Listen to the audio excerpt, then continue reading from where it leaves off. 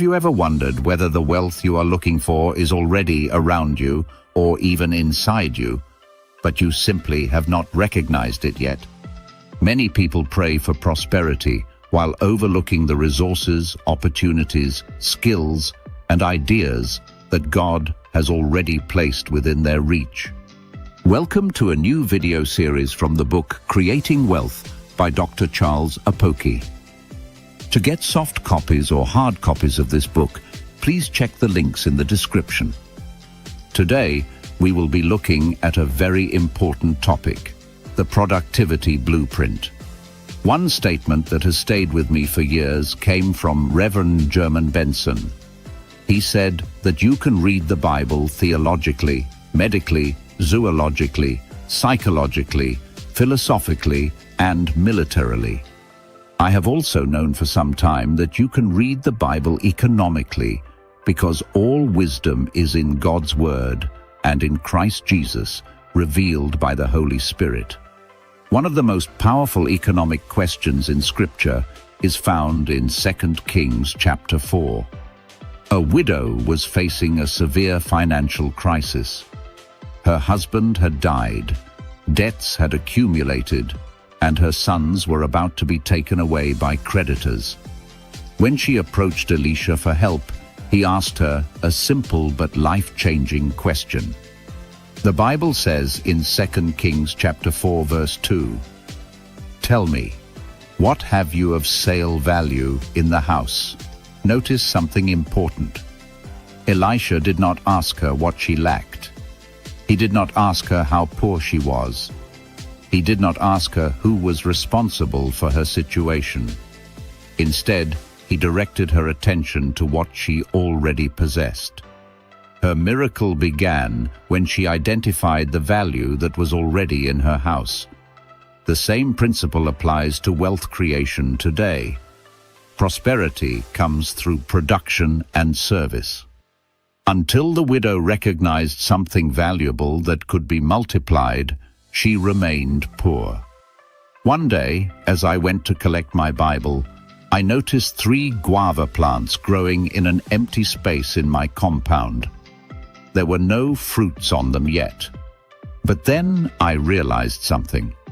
The fruits were already inside those plants, even though they were not yet visible.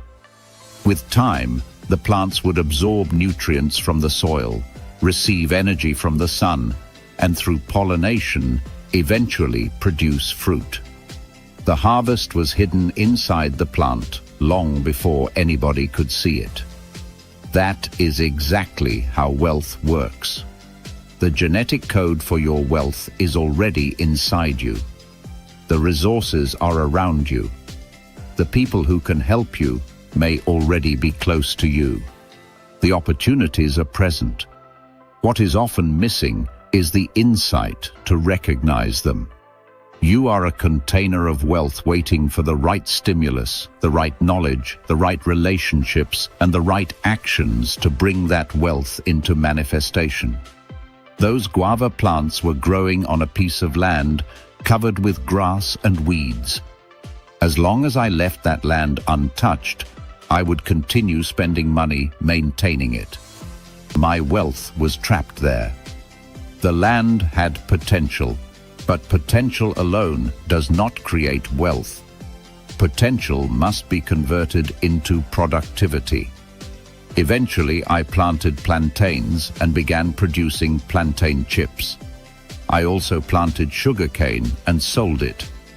The same land that once consumed resources began producing resources. That is an important lesson. Many people are sitting on opportunities that are disguised as ordinary things. Wealth is often trapped in places that seem insignificant until knowledge and insight release it. One of the greatest secrets of wealth creation is identifying a need and supplying that need. Wealth is precipitated when you solve problems. Years ago, laundry services were not considered very profitable in Ogheli. Then several banks began opening branches in the town. Those banks recognized a need for banking services and moved in to meet that need. But another opportunity emerged. Bank workers wore suits and worked long hours. Many of them would not have the time to wash and maintain those suits themselves. That created a need for laundry services. As more bankers arrived, more laundries began to appear. The opportunity was hidden inside another opportunity. The same thing happened with accommodation. When we first came to Ugheli around 1999 and 2000, accommodation was readily available. Today, finding accommodation is far more difficult because demand has increased significantly. The lesson is simple. People who identify future needs early often create wealth before others recognize the opportunity. As the world becomes more globalized, industrialized, digitalized, and connected, certain needs will never disappear. People need food. People need energy. People need housing. People need transportation. People need education. People need healthcare. The people who position themselves to meet these needs will always remain relevant. When we came to Ugheli, God impressed it upon my heart that land space would become a major challenge in the future because much of the Niger Delta is swampy and waterlogged. Instead of buying cars, I invested in land. Years later, I realized that those land purchases had become a significant source of wealth. What looked ordinary then became valuable later. I also built a country home many years ago when building materials were relatively inexpensive. Over time, urban expansion increased the value of that property tremendously. Today, that same property generates income. The lesson is not merely about land. The lesson is about foresight. Can you identify tomorrow's needs today? Many people want one big breakthrough, but wealth creation rarely works that way. Look for products and services that people will need regularly. Do not build your life around a once-in-a-lifetime deal. Those opportunities are rare. Your service should fill a vacuum. Your product should solve a recurring problem. Your product should satisfy a recurring need. That is where sustainable wealth is found. Let me say something that may sound uncomfortable. The church is passionate, but passion alone is not enough. There is plenty of exposition, but often not enough practical and applicable knowledge. There is much prayer, but sometimes little progress, because many people are praying without understanding. People need knowledge. They need knowledge about health. They need knowledge about marriage. They need knowledge about wealth. They need knowledge about careers. They need knowledge about leadership and nation building. Anyone who can provide practical, applicable, and reproducible knowledge will always be in demand. That is one reason why I have had opportunities to minister in different nations. Many people are not looking for another sermon about demons. They are looking for solutions. They are looking for development. They are looking for answers. When I started ministry, I did not begin by building a church auditorium. I built a school. The school started with only 5 pupils, including my youngest child. Today, that vision has grown tremendously because it was solving a real problem. Whenever you consistently solve real problems, demand eventually follows. Here is another principle. Your product must be affordable to a large number of people. The Nigerian movie industry became successful because people could understand the language, relate to the stories, and identify with the characters. The same thing happened with comedy. People supported comedians because they addressed situations that ordinary Nigerians could relate to. Products succeed when people can understand them, access them, and benefit from them. Your product must also reach people quickly. That is why mobile phones and smartphones transformed the world. They removed barriers and connected people instantly. Years ago, I recorded my messages on audio tapes. People bought them. Then technology changed. Audio tapes became obsolete. We moved to VCDs and continued producing books. The lesson is clear. Never become so attached to a method that you fail to adapt when the world changes. A product with many uses usually enjoys steady demand. Think about rice. Think about flour. Think about sugar. Think about salt. Think about cement. These products are used every day by millions of people. That is why businesses built around them continue generating income consistently. When people need what you produce every day, wealth begins to pursue you. As Fela Anikulapo famously said, "Money they sleep, Dangote go wake am." There are businesses you enter, and it seems as though you have gone to wake money from sleep. Consider the demand for university education in Nigeria. Millions of young people are seeking quality education. A university that provides world-class education creates opportunities not only through teaching, but through accommodation, food services, transportation, publishing, banking, and countless other support services.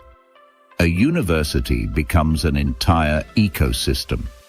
That is why I often say that your greatest product is people, and the greatest wealth and vocation is producing productive people.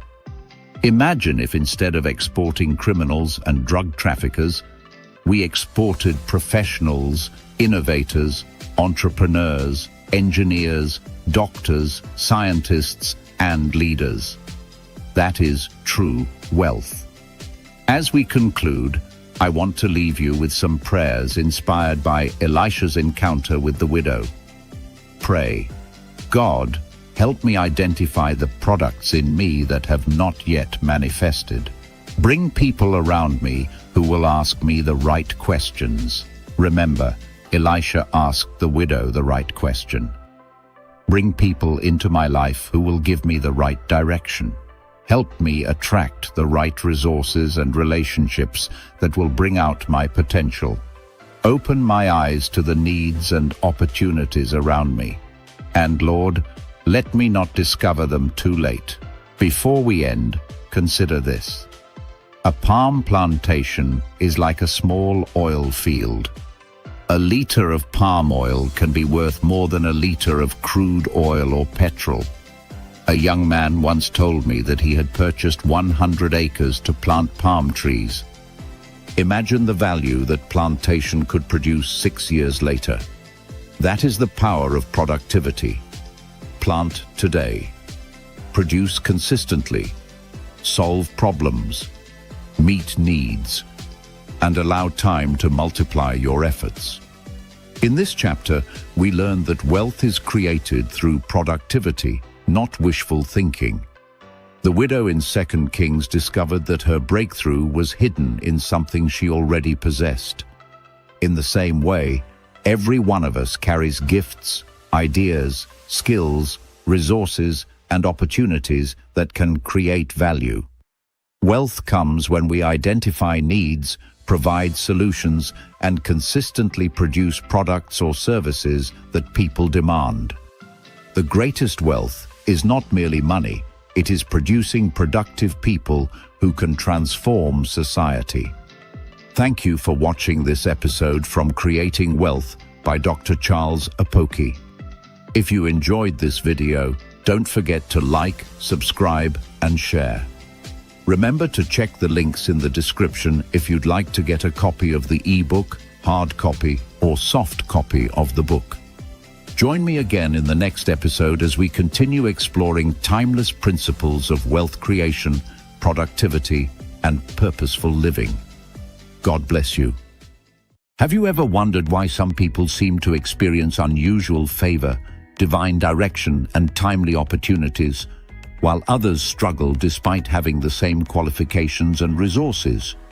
The difference is often not intelligence, education, or even hard work. Sometimes the difference is prayer. Welcome back to another episode based on the book Creating Wealth by Dr. Charles Apoki. To get soft copies, hard copies, or e-copies of this book, please check the links in the description. Today, we will be discussing a vital principle in wealth creation and business success: prayer. Many people separate business from spirituality. They pray about their health. They pray about their families. They pray about their future. But when it comes to business, investments, and wealth creation, they often rely entirely on their own wisdom. That is a mistake. With God, nothing is impossible. That means every project should begin with God. Make Him the senior partner in every venture. Ask Him to direct your steps. Ask Him to reveal what you cannot see. Ask Him to guide decisions that could affect your future for years to come. As George Eliot once said, "Prayer may not bring money, but it brings us what money cannot buy." And that is true. Money cannot buy wisdom. Money cannot buy discernment. Money cannot buy divine protection. Money cannot buy favor. Money cannot buy peace. These are the things that often determine whether wealth is preserved or destroyed. Watchman Nee made another profound statement: "Whatever God initiates, He will sustain. Whatever gives Him glory, He will grow." That is why prayer is not merely a religious exercise. Prayer is a strategic advantage. One of the first things you should pray against when starting a business or project is fraud. Many people have lost money, opportunities, and years of effort because they trusted the wrong people. I learned this lesson personally. While roofing our school, I paid 3 times for the same planks because of fraudulent individuals. Shockingly, one of them was a pastor. The lesson is simple. Not everybody who appears trustworthy is trustworthy. That is why you must pray for discernment. You must pray that God exposes dishonest people before they gain access to your resources. I also remember traveling to purchase machines for our printing press. That night, I stayed in a hotel. As I watched a football match between Manchester United and Barcelona, I found myself praying quietly in the spirit. Then I sensed a prompting to place a chair against the hotel room door.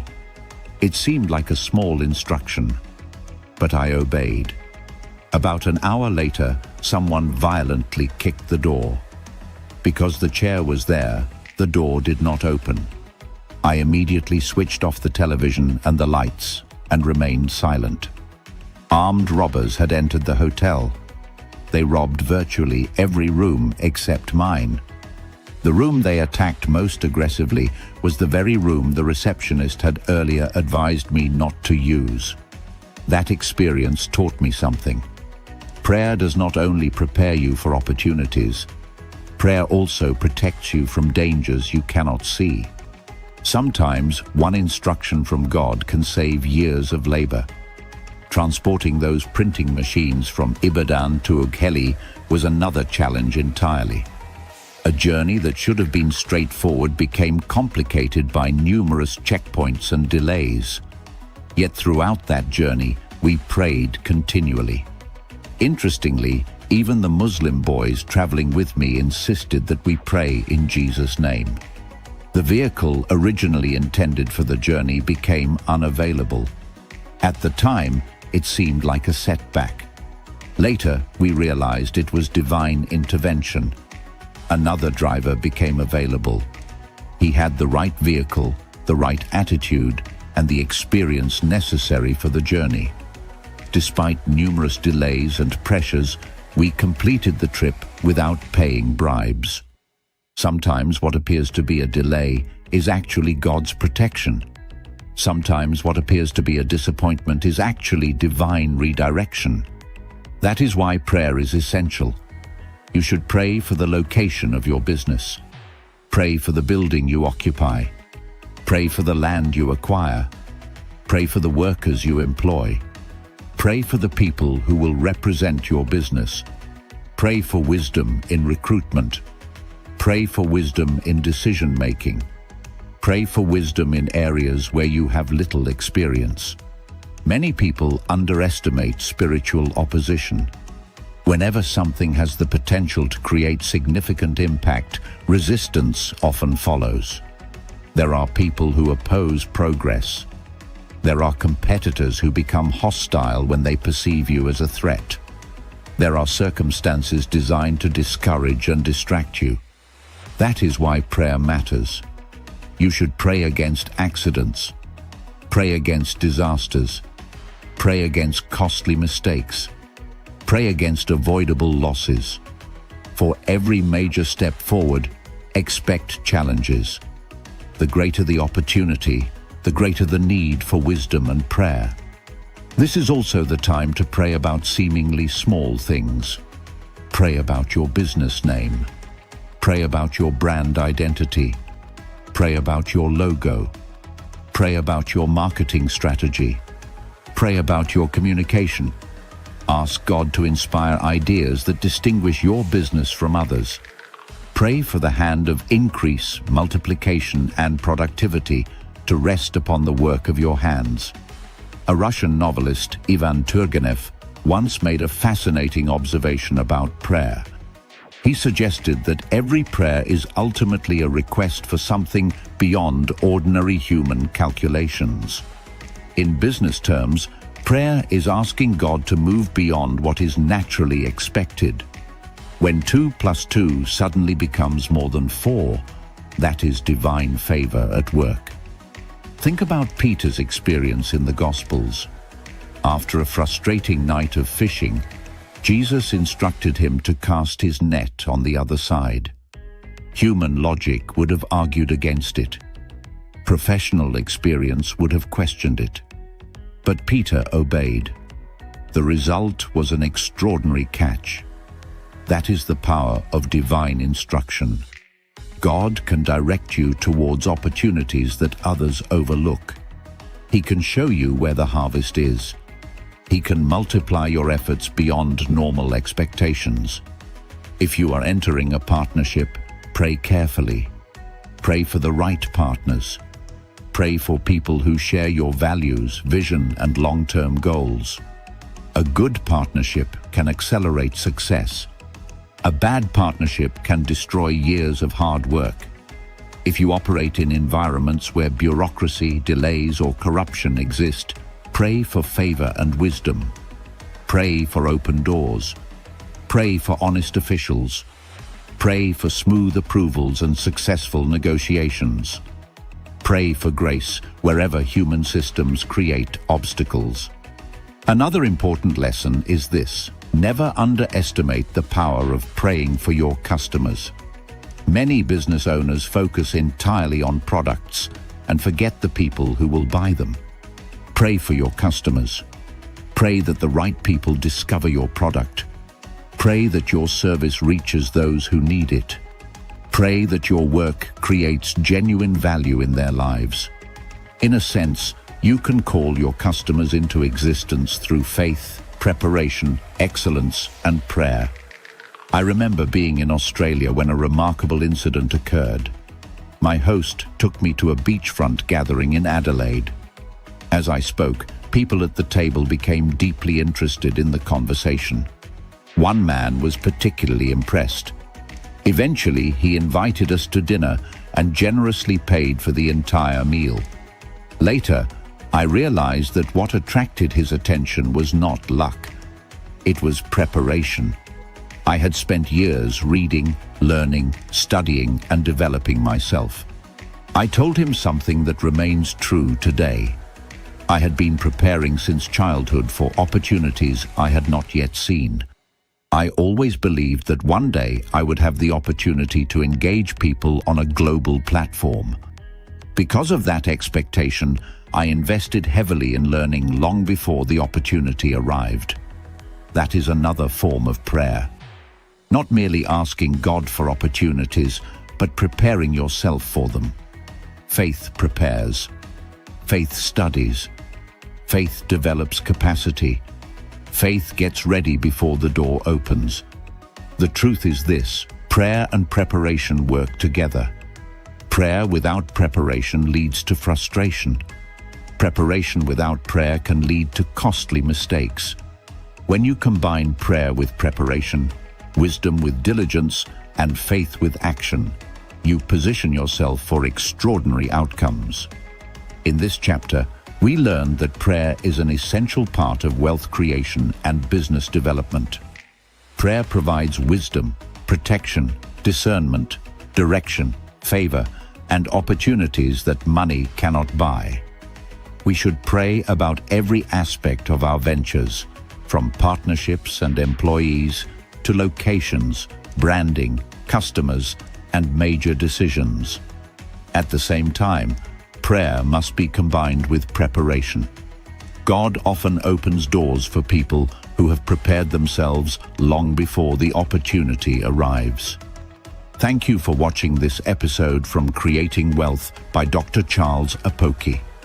If you enjoyed this video, don't forget to like, subscribe, and share. Remember to check the links in the description if you'd like to get a copy of the ebook, hard copy, or soft copy of the book. Join me again in the next episode as we continue exploring practical principles for creating wealth, building capacity, and fulfilling God's purpose for your life. God bless you. Why do some people recognize opportunities and build lasting wealth from them, while others see the same opportunities and still fail? The answer is often not talent. It is not luck. It is not even opportunity. The answer is preparation. Welcome back to another episode based on the book Creating Wealth by Dr. Charles Apoki. To get soft or hard copies of this book, please check the links in the description. David Rockefeller once said, "Success in business requires training, discipline, and hard work. But if you are not frightened by these things, the opportunities are just as great today as they ever were." That statement captures a truth that many people ignore. Everybody wants success.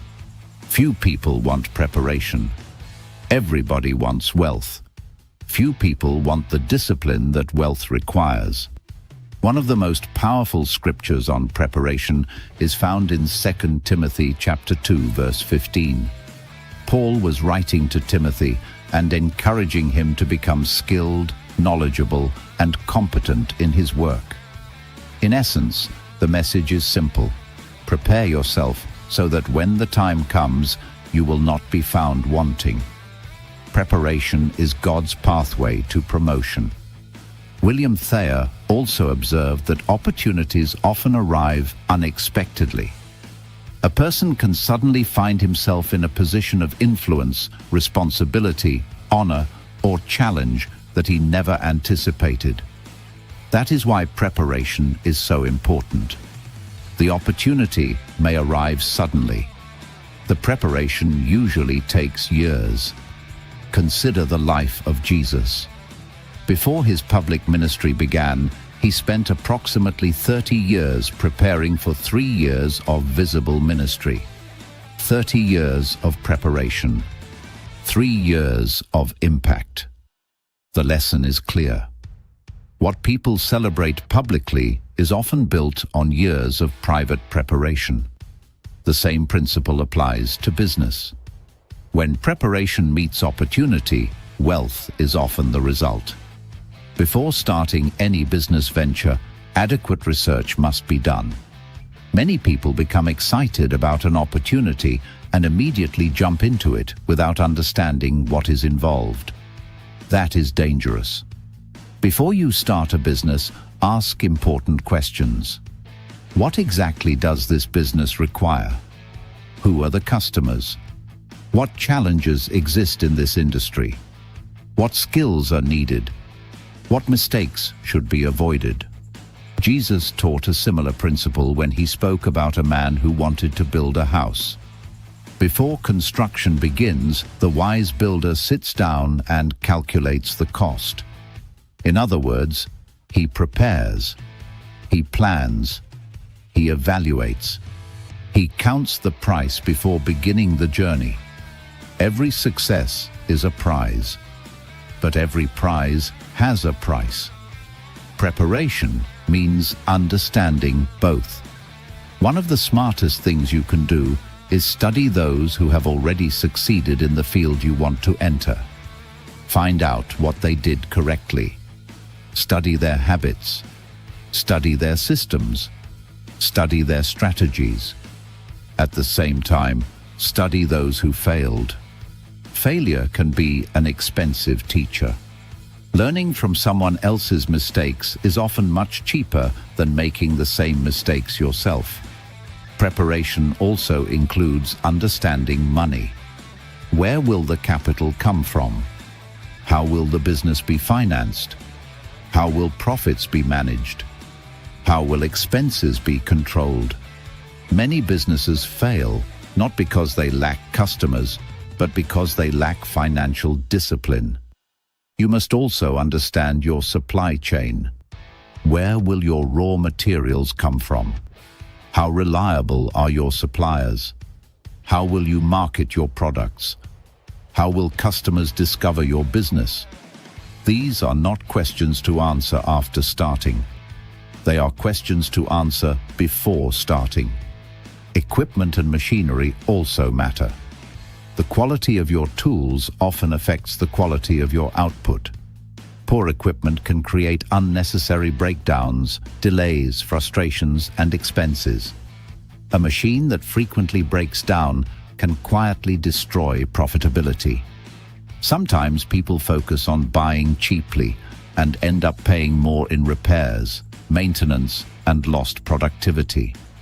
Preparation helps you avoid such costly mistakes. Another critical area of preparation is training. The quality of your knowledge influences the quality of your results. The depth of your understanding affects the quality of your service. Many small businesses fail because their owners underestimate the importance of learning. They enter industries they do not understand. They invest money before investing in knowledge. And eventually, they pay the price. One reason the Igbo people of southeastern Nigeria have excelled in business is their strong culture of apprenticeship. Young people spend years learning from experienced business owners before launching out on their own. They observe. They learn. They make mistakes under supervision. They gain practical knowledge. By the time they start their own ventures, they are already prepared. That preparation gives them a tremendous advantage. Unfortunately, many people rush into businesses simply because they hear someone else is making money. A new opportunity appears. Everybody rushes in. Soon the market becomes crowded. Many participants lack preparation. And before long, losses begin to occur. Preparation protects you from emotional decisions. Preparation helps you think clearly before committing resources. But preparation is not only practical. Preparation is also psychological. You must prepare your mind for the realities of success. Anything that generates value requires work. Anything that creates wealth requires sacrifice. Anything that produces results requires discipline. Many people admire success without understanding the effort behind it. I write late into the night. Over the years, I have become accustomed to it. But that ability did not develop overnight. Life prepared me for it. As a young boy, I stayed awake late at night helping my mother smoke fish. Even during difficult times, including the Nigerian Civil War, those experiences were preparing me for the future. Poverty also became a teacher. Because I could not afford many books, I borrowed them. I often read them late into the night while their owners were asleep. At the time, I was simply trying to learn. What I did not realize was that I was developing habits that would serve me for the rest of my life. Later, when I became a medical doctor, I could stay awake through long nights caring for patients. That discipline became an advantage. Today, it helps me write books, complete projects, and remain productive when others are tired. The experiences that seemed difficult at the time were actually preparing me for future assignments. That is an important lesson. Sometimes what feels like hardship is actually preparation. Sometimes what feels like delay is training. Sometimes what feels like inconvenience is development. Life often prepares us before opportunity arrives. The same principle applies to my son. He is also an author. He started writing at a young age. Over time, he developed the habit of working late into the night. When he traveled to the United States, he was able to manage 3 jobs at the same time because he had already developed the discipline and work ethic required. Capacity is built before it is needed. That is the essence of preparation. Before we started our school, we took time to study successful schools. We observed how they operated. We examined their systems. We learned from their experiences. As a result, when challenges arose, we were mentally prepared to handle them. Preparation does not eliminate challenges. Preparation equips you to overcome them. Many people pray for opportunities. That is good. But opportunities alone are not enough. You must also prepare for them. If opportunity arrives before preparation, the opportunity may be wasted. But when preparation and opportunity meet, extraordinary things can happen. That is when businesses grow. That is when wealth is created. That is when impact is multiplied. In this episode, we learned that preparation is the bridge between opportunity and success. Before launching any venture, we must research, learn, plan, train, and develop the necessary skills. We should study both successful people and failed ventures, understand finances, master our industry, and prepare mentally for the demands of success.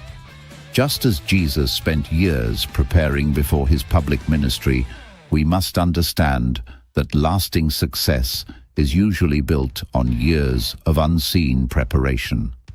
Thank you for watching this episode from Creating Wealth by Dr. Charles Apoki. If you enjoyed this video, don't forget to like, subscribe, and share. Remember to check the links in the description if you'd like to get a copy of the ebook, hard copy, or soft copy of the book. Join me again in the next episode as we continue exploring practical principles of wealth creation, personal development, and purposeful living. God bless you. Why do some businesses survive for decades while others disappear after only a few years? Why do some companies continue growing through economic downturns, competition, and changing markets? The answer is often deeper than money, products, or marketing. The answer is philosophy. Welcome back to another episode based on the book Creating Wealth by Dr. Charles Apoki. To get soft or hard copies of this book, please check the links in the description. Every successful company has a business philosophy.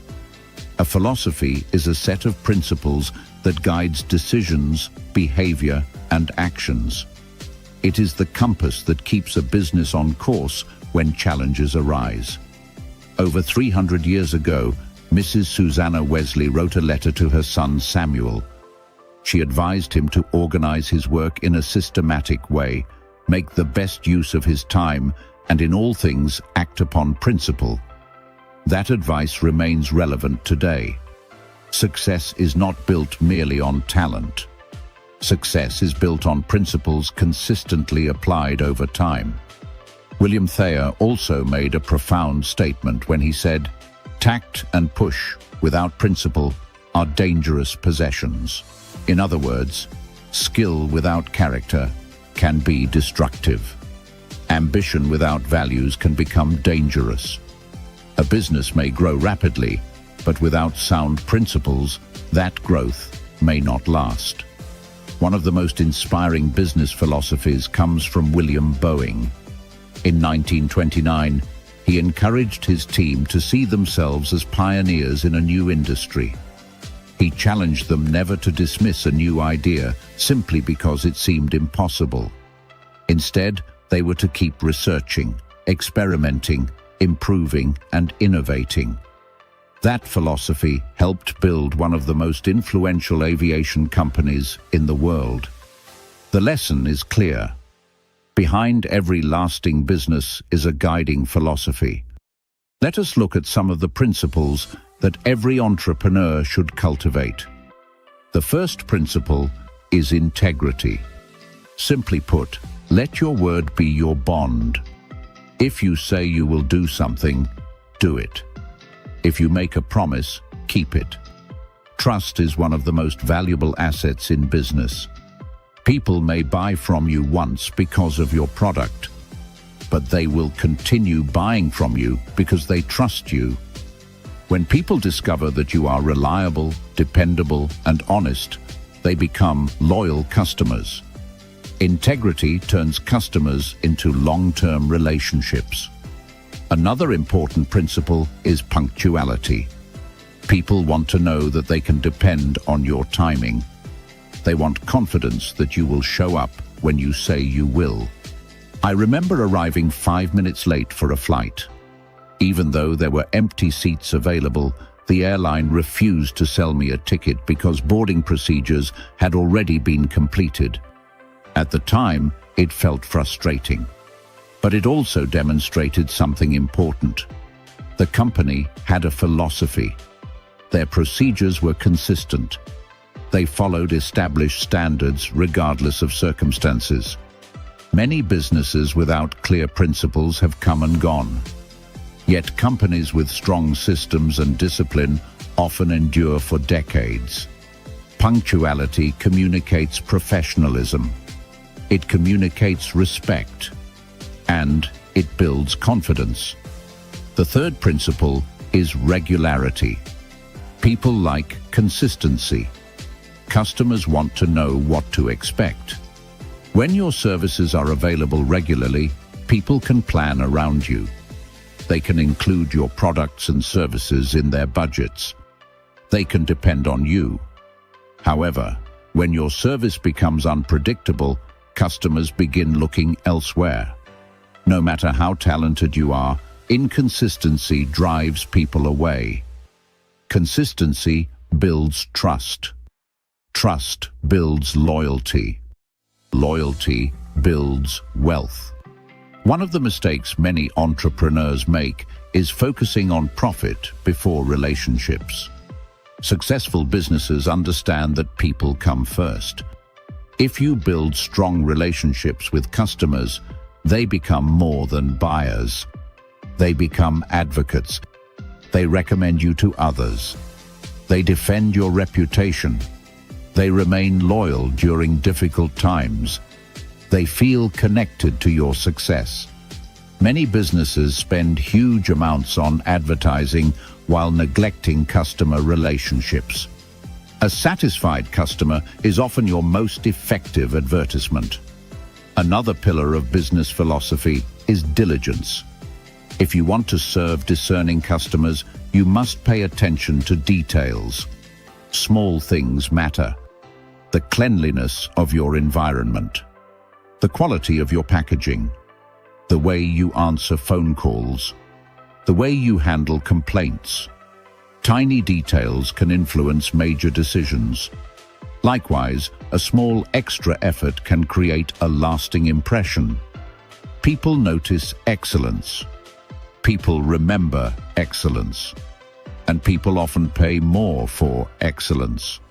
One principle that is often overlooked is politeness. Every customer wants to be treated with dignity and respect. People want to feel valued. They want to feel appreciated. The money your customer spends took effort to earn.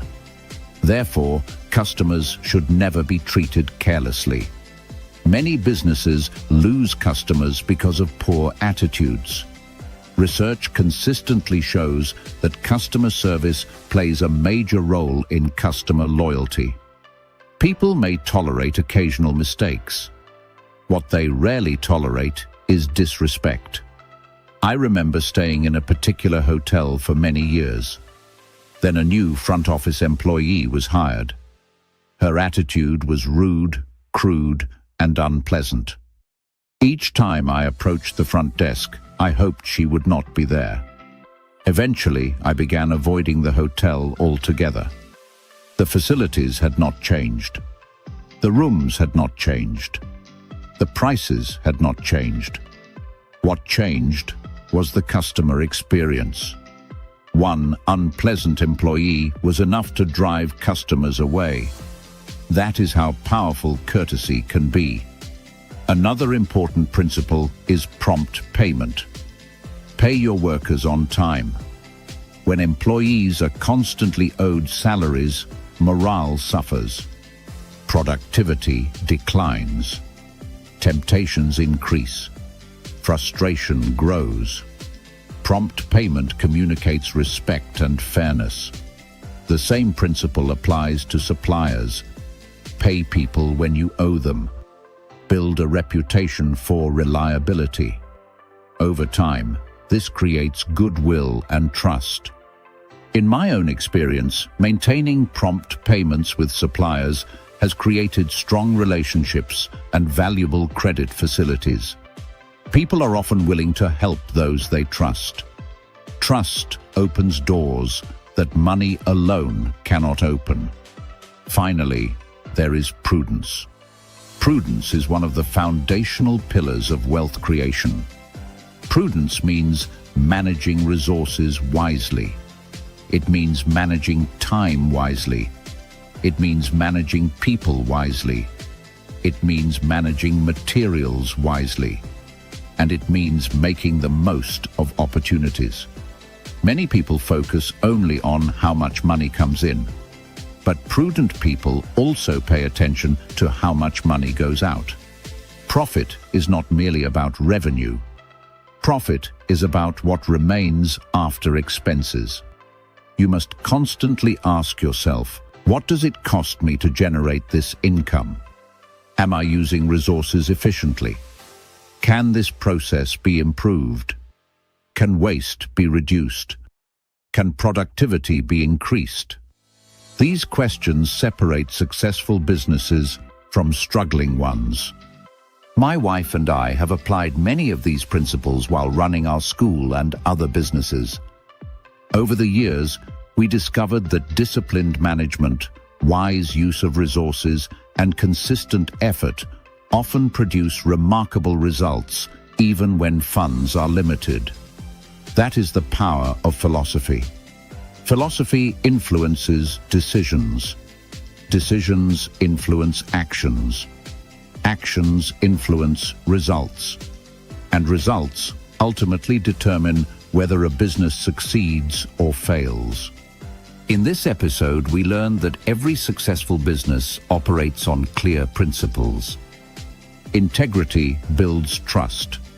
Punctuality creates confidence. Regularity produces reliability. Putting people before pricing builds loyalty. Diligence creates excellence. Politeness improves customer relationships. Prompt payment generates goodwill. Prudence ensures wise management of resources. These principles may seem simple, but when applied consistently, they become the foundation for long-term success and sustainable wealth creation. Thank you for watching this episode from Creating Wealth by Dr. Charles Apoki. If you enjoyed this video, don't forget to like, subscribe, and share. Remember to check the links in the description if you'd like to get a copy of the ebook, hard copy, or soft copy of the book. Join me again in the next episode as we continue exploring practical principles for creating wealth, building successful enterprises, and living a life of purpose and impact. God bless you. Why do some businesses seem to be in the right place, at the right time, with the right products, serving the right people? And why do others struggle despite having good products and hard-working owners? The difference is often planning. Many business failures are not caused by a lack of effort. They are caused by a lack of direction. Welcome back to another episode based on the book Creating Wealth by Dr. Charles Apoki. To get soft or hard copies of this book, please check the links in the description. One of the first things you must determine before starting a business is this: who are you serving? You cannot serve everybody. Every successful business identifies a target market and develops products specifically for that market. For example, the manufacturers of the Hummer Jeep were not thinking about the average middle-class family.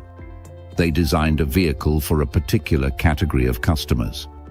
Henry Ford, on the other hand, focused on the average American family. Because he understood his target market, he was able to create products that met their needs, and the result was tremendous success. The Volkswagen Beetle appealed to a specific class of people and became highly successful. The Volkswagen Golf attracted young people who wanted a compact car with speed and performance. In each case, success came because the producers understood exactly who they wanted to serve. That principle applies to every business. Before creating a product, ask yourself, who is my customer? What do they need? What can they afford? What problems are they trying to solve? The answers to these questions will influence almost every decision you make. Your target audience will determine your location. Location is not simply about geography. Location is about proximity to demand. It is about positioning yourself where your customers can easily access your products or services. If a particular community has unique habits, beliefs, or preferences, wise business people pay attention to those patterns. For example, if a group of people regularly use certain items for their activities, businesses nearby will naturally stock those items because demand already exists. The lesson is simple. Go where the demand is. Do not expect customers to constantly adjust to you. Instead, position yourself where their needs already exist. R.L. Ackoff defined planning as the design of a desired future and of effective ways of bringing it about. That is a powerful definition. Planning is not wishful thinking. Planning is intentionally creating a pathway from where you are today to where you want to be tomorrow. Roger Fritz added another important insight when he said, "Planning is a process by which you continuously create your own future." Notice the word continuously. Planning is not a one-time event. It is an ongoing process. Successful people constantly review, evaluate, adjust, and improve their plans. Let us look at some key areas that require continuous planning. 1. Placement. One of the most important questions in business is where? Where should your business be located? Where can you best serve your customers?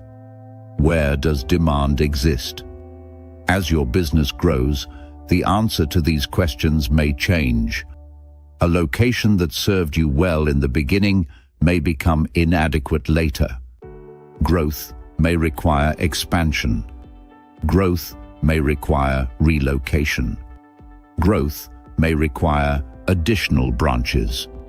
The important thing is to remain close to your target customers. Do not become emotionally attached to a location if it no longer serves your purpose. Go where your customers are. 2. Personalities. Planning also involves people. As your organization grows, the demands placed upon your team will increase. The people who helped you start may not always be the people equipped to take you to the next level. That does not mean they are bad people. It simply means that growth often requires growth in capacity. Staff members should be trained regularly. Skills should be upgraded. Knowledge should be expanded. Systems should be improved. In some situations, additional personnel may need to be recruited to complement existing staff. The goal is not merely to have workers. The goal is to have the right people in the right positions. A growing organization must continuously develop both its people and its leadership. I discovered this personally. At a certain stage, I realized that I needed additional academic training to meet the expectations of the audiences I was addressing. That understanding led me to pursue a master's degree in public administration. Growth demanded preparation. Growth demanded development. Growth demanded improvement. The same principle applies to every entrepreneur. If your customers are evolving, you must evolve too. 3. Proper timing. Timing can be just as important as the product itself. A good product introduced at the wrong time may fail. An average product introduced at the right time may succeed. One example comes from a parent in our school who brought raincoats for us to help sell during the rainy season. The first batch sold out almost immediately. Why? Because the product matched the season. The demand already existed. The timing was right. The same principle applies to educational materials. School books sell best just before a new academic session begins because that is when parents are preparing their children for school. Timing matters. People buy different things during different seasons. Wise business people understand these patterns and position themselves accordingly. I remember conducting a seminar in Benin City. A woman noticed that a large crowd had gathered. Instead of merely observing, she recognized an opportunity. She quickly boiled maize and had it ready just as the program ended. The crowd bought everything. Why? Because she understood timing. She met a need exactly when that need existed. Timing creates opportunities. Timing creates demand. Timing creates wealth. I have also observed this principle during ministry. Whenever I am speaking at a program, people are usually eager to buy books and teaching materials while the message is fresh in their minds. If the materials are unavailable at that moment and are sent later, the level of demand is often reduced. The opportunity was there, but the timing was missed. Many people miss opportunities in life simply because they fail to recognize the season they are in. The Bible speaks about the men of Issachar. These were men who understood the times and knew what should be done. That is a powerful combination. They understood timing, and they understood action. Success often belongs to people who understand both. 4. Purpose. Another essential aspect of planning is purpose. Why does your business exist? What problem does it solve? What value does it create? What need does it meet? Purpose provides direction. Direction creates focus. Focus creates distinction. And distinction creates value.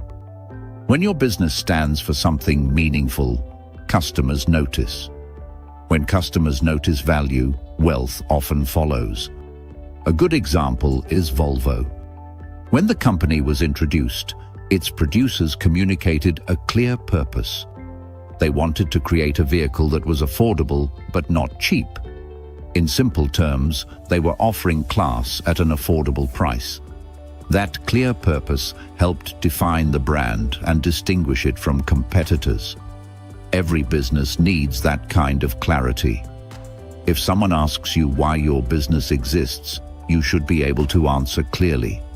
Not just what you do, not just what you sell, but why you exist. Purpose gives meaning to your efforts.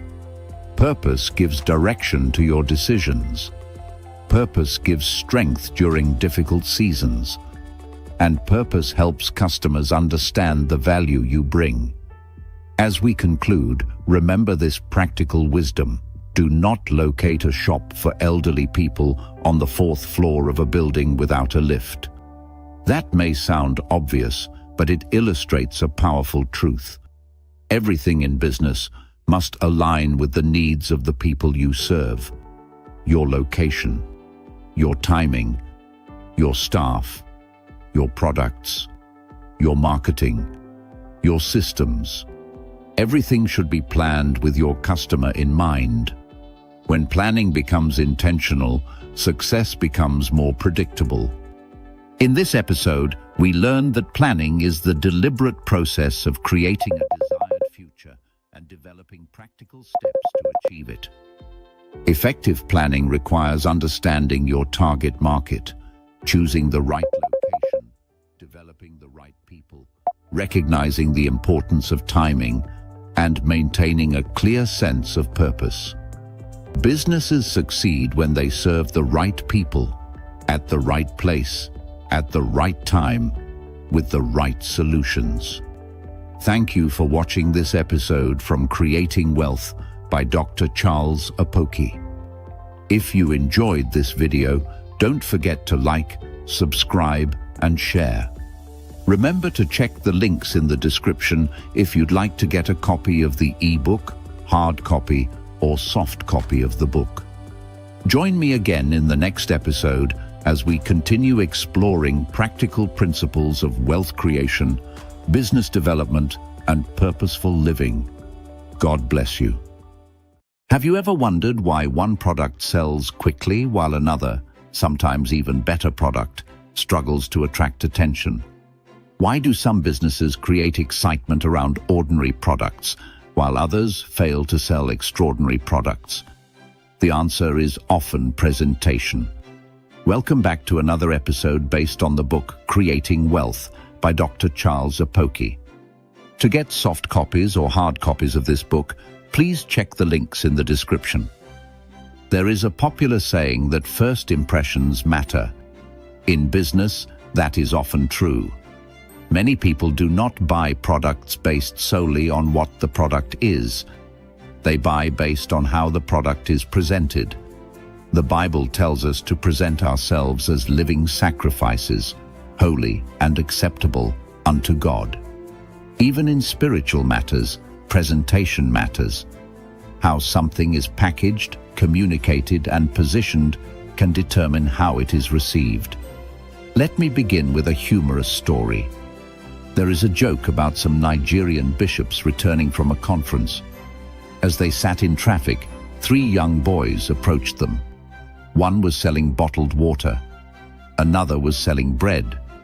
The third was selling yams. The boy selling water, who was very creative, approached the bishops and described his product as the water of life, and said that whoever drank it would thirst no more. The bishops smiled and bought some water, even though they already had water with them. The second boy, who was selling bread, saw what happened and decided to do something similar. He presented his bread as the bread of life and said that whoever ate it would hunger no more. The bishops laughed and bought some bread, even though they already had enough bread. Then came the third boy from Calabar. He carried his yams close to the vehicle and boldly declared, "I yam that I yam." At that point, the bishops parked and bought all his yams. Of course, it is a joke, but it illustrates a serious lesson. Presentation influences perception. Perception influences decisions, and decisions influence sales. One lesson I have learned is this: there are products that succeed because they are excellent. But there are also products that succeed because they are presented excellently. Presentation can significantly increase perceived value. In fact, history has repeatedly shown that ideas, products, books, services, and businesses can gain remarkable acceptance when they are packaged and presented effectively. That is why every entrepreneur must learn the art of presentation. A successful marketing strategy usually appeals to one or more important human motivations. Let us examine some of them. 1. Status appeal. One of the strongest motivators in human behavior is status. People like products that make them feel important. People like products that make them feel successful. People like products that enhance their image. That is one reason luxury brands continue to thrive. Many people buy expensive watches, luxury vehicles, designer clothing, and premium products because of how those products make them feel. The product becomes a symbol. It communicates success, achievement, or prestige. Whether we agree with it or not, status influences purchasing decisions. Wise marketers understand this. They present their products in ways that elevate the customer's perception of himself or herself. This does not mean deceiving people. It means understanding that people often buy emotions before they buy products. 2. Benefit appeal. Another powerful form of presentation is benefit appeal. People want to know what they will gain. They want to know how their lives will improve. They want to know what problem will be solved.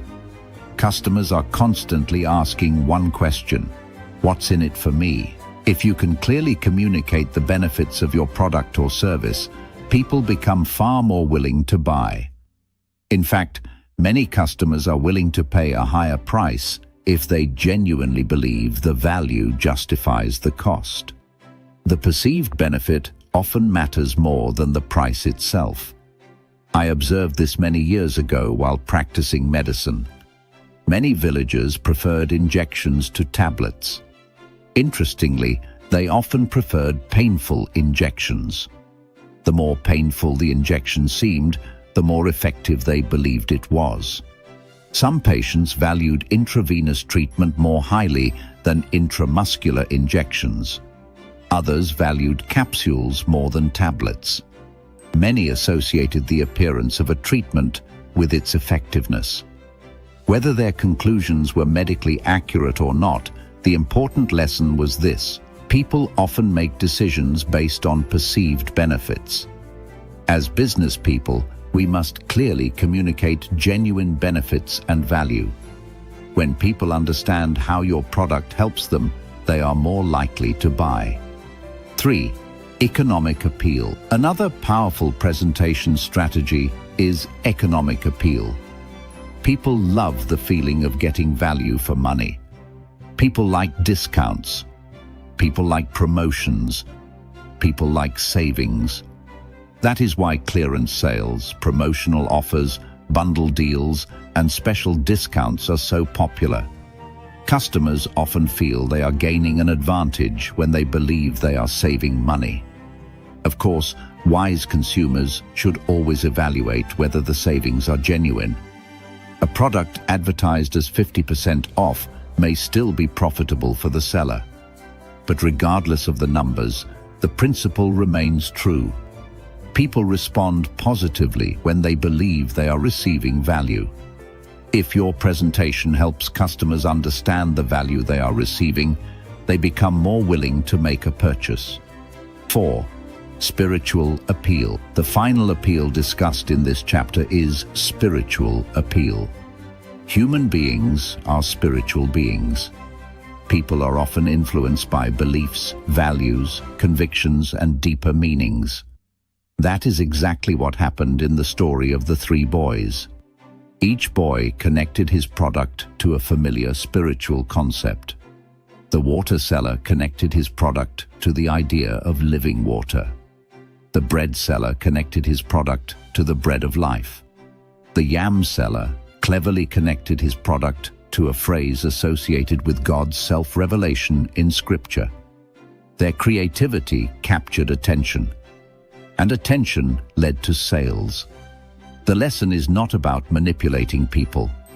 The lesson is about understanding your audience. The more you understand the values, interests, beliefs, and motivations of the people you serve, the better you can communicate the value of your product. At the heart of presentation is communication. A good product poorly presented may struggle. A good product properly presented has a much greater chance of success. That is why presentation matters. How you package your product matters. How you speak to customers matters. How you design your brand matters. How you communicate benefits matters. How you position your services matters. Presentation does not replace quality. Quality remains essential. But quality and presentation together create a powerful combination. A valuable product deserves a compelling presentation. And when value is communicated effectively, people are much more likely to recognize it. In summary, we learned that presentation plays a crucial role in wealth creation and business success. People often respond not only to products themselves, but also to how those products are communicated and positioned. Effective presentation can appeal to status, benefits, economic value, and even spiritual understanding. While quality remains essential, the ability to communicate value effectively often determines whether a product succeeds or fails in the marketplace. Thank you for watching this episode from Creating Wealth by Dr. Charles Apoki. If you enjoyed this video, don't forget to like, subscribe, and share. Remember to check the links in the description if you'd like to get a copy of the ebook, hard copy, or soft copy of the book. Join me again in the next episode as we continue exploring practical principles of wealth creation, business development, and purposeful living. God bless you. Why do two businesses sell similar products, yet one attracts far more customers than the other? Why do some products immediately catch your attention while others are ignored? The answer is often packaging. Packaging is much more than a container, a logo, or a label. Packaging is how people experience your product before they even use it. Welcome back to another episode based on the book Creating Wealth by Dr. Charles Apoki. To get soft or hard copies of this book, please check the links in the description. To introduce this topic, let us consider an interesting lesson from Proverbs chapter 7. In that passage, Solomon describes a young man who encounters an adulterous woman. The woman carefully prepares her approach. She chooses the right timing. She dresses attractively. She uses persuasive words. She creates an appealing atmosphere and presents herself in a way designed to capture attention. Now, before anyone misunderstands this illustration, the Bible is clearly warning against immorality. The actions of the woman were wrong. However, the passage also reveals something important about human behavior. People respond to presentation. People respond to packaging. And people respond to how something is positioned before them. In business, the goal is not deception. The goal is to communicate value effectively. That is why there are lessons we can learn from this passage about attracting attention, creating appeal, and positioning products successfully. One of the first things we notice is that the young man was not actively looking for the woman. She positioned herself where she could be seen. That is a powerful business principle. Many potential customers are not actively searching for your product. Some do not even know your product exists. Your responsibility is to position yourself where they can find you. Visibility creates opportunity. People cannot buy what they do not know exists. The following are the major lessons on the power of packaging. 1. Timing is part of packaging. The passage tells us that the woman appeared at twilight as darkness was approaching. She understood timing. In business, timing can determine success or failure. Hot tea and coffee usually sell better in the morning. Cold drinks and bottled water sell more during hot afternoons. Torchlights and rechargeable lamps often sell well at night, especially in traffic. Fireworks sell better during festive seasons. Relationship seminars attract greater interest around Valentine's season. The lesson is simple. A good product introduced at the wrong time may struggle. The same product introduced at the right time may thrive. Successful entrepreneurs understand seasons. They understand timing, and they position their products accordingly. 2. Dress for the market you want. The passage also tells us that the woman dressed deliberately to attract attention. Again, the issue is not her morality.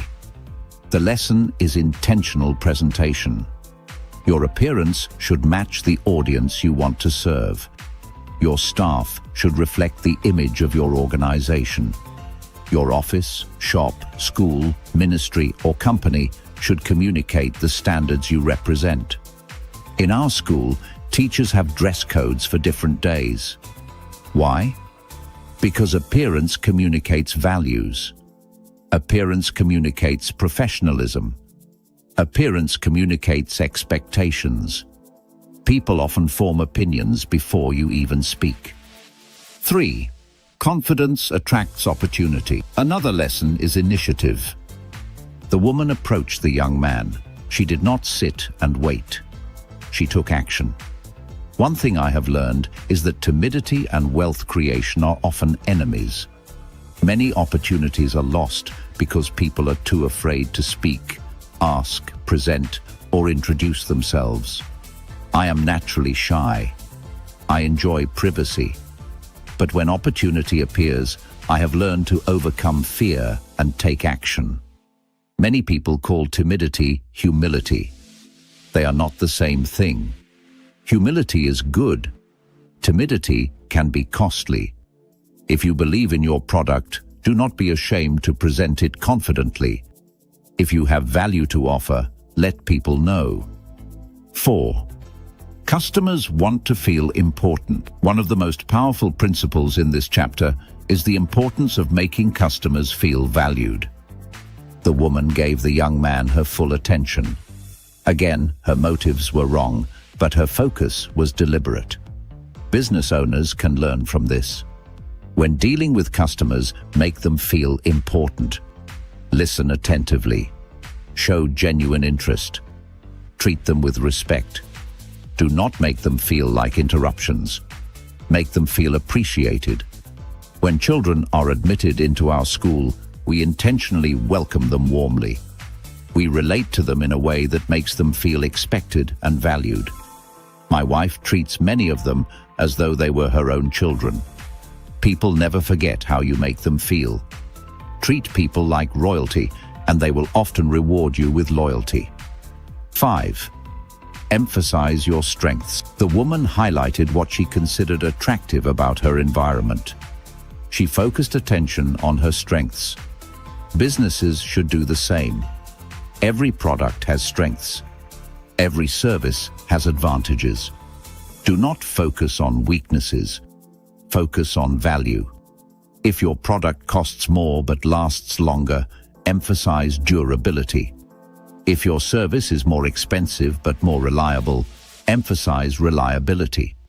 For example, solar power systems may require a significant initial investment. However, over many years, they often become more economical because they reduce fuel costs, noise, maintenance, and environmental impact. The initial cost may be higher. The long-term benefit may be greater. Your job is to help customers understand that benefit. 6. Color matters. The passage mentions colored sheets. That detail may seem insignificant, but it highlights an important principle. Color influences emotions. Color influences perception. Color influences decisions. Children often respond positively to bright colors. Different age groups have different preferences. Different cultures have different preferences. Different industries have different preferences. I know of buildings painted in colors that create a depressing atmosphere. People may not consciously notice it, but color affects how they feel. Good packaging takes color seriously. 7. Aroma matters. The woman also mentioned perfumes and pleasant fragrances. That teaches another valuable lesson. Smell matters. Aroma matters. Environment matters. Many businesses invest heavily in creating pleasant experiences. Hotels pay attention to fragrances. Restaurants pay attention to aromas. Retail stores pay attention to atmosphere. People often associate pleasant smells with quality. Even animals respond to aroma. I have seen my dog become excited simply because of the smell of food. Never underestimate the power of sensory experience. 8. Convenience matters. Packaging goes beyond appearance. Convenience is part of packaging. Accessibility is part of packaging. Ease of use is part of packaging. A beautiful business location that is difficult to access may lose customers. A bank with limited parking space may frustrate customers. A complicated product may discourage buyers. People like convenience. The easier you make life for customers, the more attractive your product becomes. 9. Small details create big impressions. One thing I have observed repeatedly is that small details matter. Bottle designs matter. Labels matter. Packaging materials matter. Typography matters. Presentation matters. There are products I enjoy simply because the packaging is attractive. Sometimes the difference between two similar products is not quality, it is presentation. Never ignore the small details. Customers notice more than you think. 10. Reliability is part of packaging. The woman emphasized that her husband would be away for a long time. In her presentation, she was communicating certainty and reliability. Again, her intentions were wrong, but the principle remains relevant. Customers want confidence. They want assurance. They want reliability. They want to know that your product will last. They want to know that your service will be available tomorrow. They want to know that your promises can be trusted. Reliability creates repeat business. Reliability creates referrals. Reliability creates wealth. 11. Packaging must match your audience.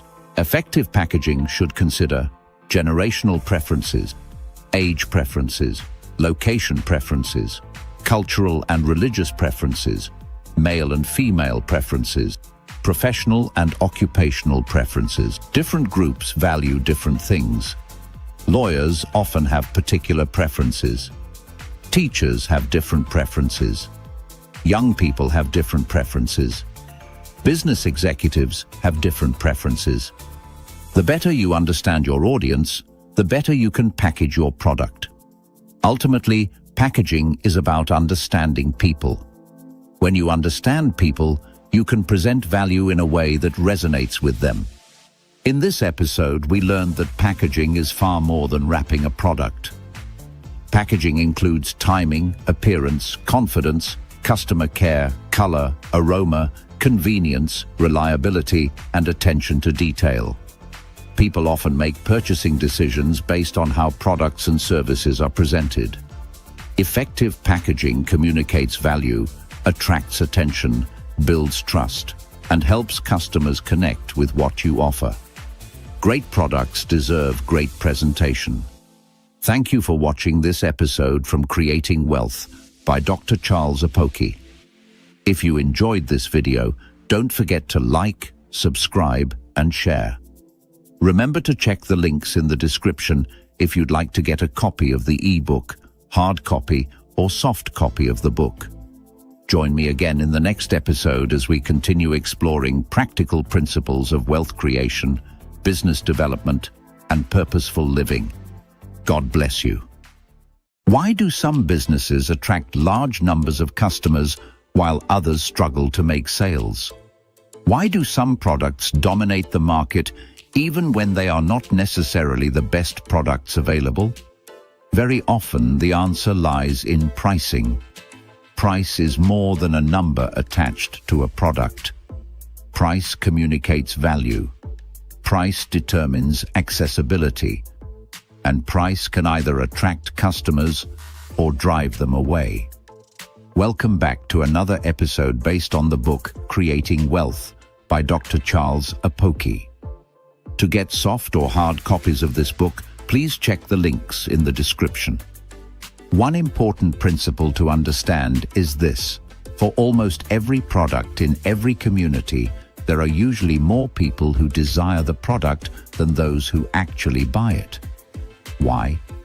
Because desire alone is not demand. Demand is desire, backed by purchasing power and actual willingness to buy. Many people dream of owning a house. Many people desire a new car. Many people would like to attend better schools. Many people would like to enjoy premium services. However, not everybody can afford these things. The challenge for every entrepreneur is to understand the gap between desire and affordability. If a product can be offered at a price that matches the purchasing power of a larger group of people, demand often increases dramatically. That is one of the secrets of wealth creation. Make it affordable to more people. A good example can be seen in the history of mobile telecommunications in Nigeria. When GSM technology first arrived, mobile phones were expensive. SIM cards were expensive. Call rates were expensive. Only a relatively small number of people could afford them. As more companies entered the market, competition increased. Prices began to fall. Mobile phones became cheaper. SIM cards became cheaper. Call rates became cheaper. As prices became more affordable, millions of additional people entered the market. The result was explosive growth. The lesson is simple. Sometimes wealth is not created by charging a high price to a few people. Sometimes wealth is created by charging an affordable price to many people. When more people can afford your product, your market expands. And when your market expands, your opportunities increase. The power of strategic pricing. I remember when Japanese products entered the Nigerian market. Compared to many British, German, French, and American products, Japanese goods were often more affordable. Consumers responded quickly. People bought Japanese electronics, Japanese wristwatches, Japanese wall clocks, Japanese automobiles. Because the prices were attractive, Japanese manufacturers captured significant portions of the market. Interestingly, many of those same products later became highly respected and often commanded premium prices. The strategy was simple: enter the market competitively, build trust, build acceptance, build market share, then grow from there. Today we see similar patterns with products from Korea, Taiwan, and China. New entrants frequently enter markets with lower prices to attract customers and establish a presence. The lesson for entrepreneurs is clear. Pricing is not random. Pricing is strategic. You must understand your market. You must understand your customers. And you must understand the position you want your product to occupy. Price must allow for profit. While affordability is important, pricing must also be realistic. A business exists to generate profit. Your pricing must cover expenses. Your pricing must account for maintenance. Your pricing must account for salaries. Your pricing must account for inflation. Your pricing must account for growth and expansion. If your prices are too low, you may attract customers but eventually destroy the business. Many entrepreneurs make the mistake of confusing sales volume with profitability. Selling a lot is not enough. You must also earn enough to sustain the business. A business that cannot generate profit cannot survive for long. The danger of underpricing. Interestingly, pricing too low can also create another problem. People often associate price with quality. A parent once visited a school and discovered that the fees were extremely low. Instead of enrolling his child there, he came to our school. His reasoning was simple. He believed that a school charging such low fees would struggle to employ quality teachers and maintain high standards. Whether his assumption was entirely correct or not, it reveals an important truth. Customers often make judgments based on price. If your pricing is unrealistically low, some customers may question the quality of your product or service. They may wonder whether corners are being cut. They may wonder whether standards are being compromised. That is why pricing must communicate value. Too expensive can drive customers away. Too cheap can create doubt. Wise pricing finds the balance, serving both the rich and the middle class. Another important principle is understanding the broad range of customers in your market. Many successful businesses create offerings that appeal to both the rich and the middle class. They provide quality while maintaining accessibility. This balance allows them to reach larger segments of society. One example is the fast food industry. Businesses that offer quality products at affordable prices often attract customers from different economic backgrounds. When customers feel they are receiving value for their money, they return again and again. That repeat patronage creates sustainable wealth. Don't overprice yourself. One of the quickest ways to lose market share is to overprice your products without offering corresponding value. Customers today have options. They compare prices. They compare quality. They compare convenience. They compare service. If your prices are significantly higher than competitors, customers will naturally ask, "What extra value am I receiving?"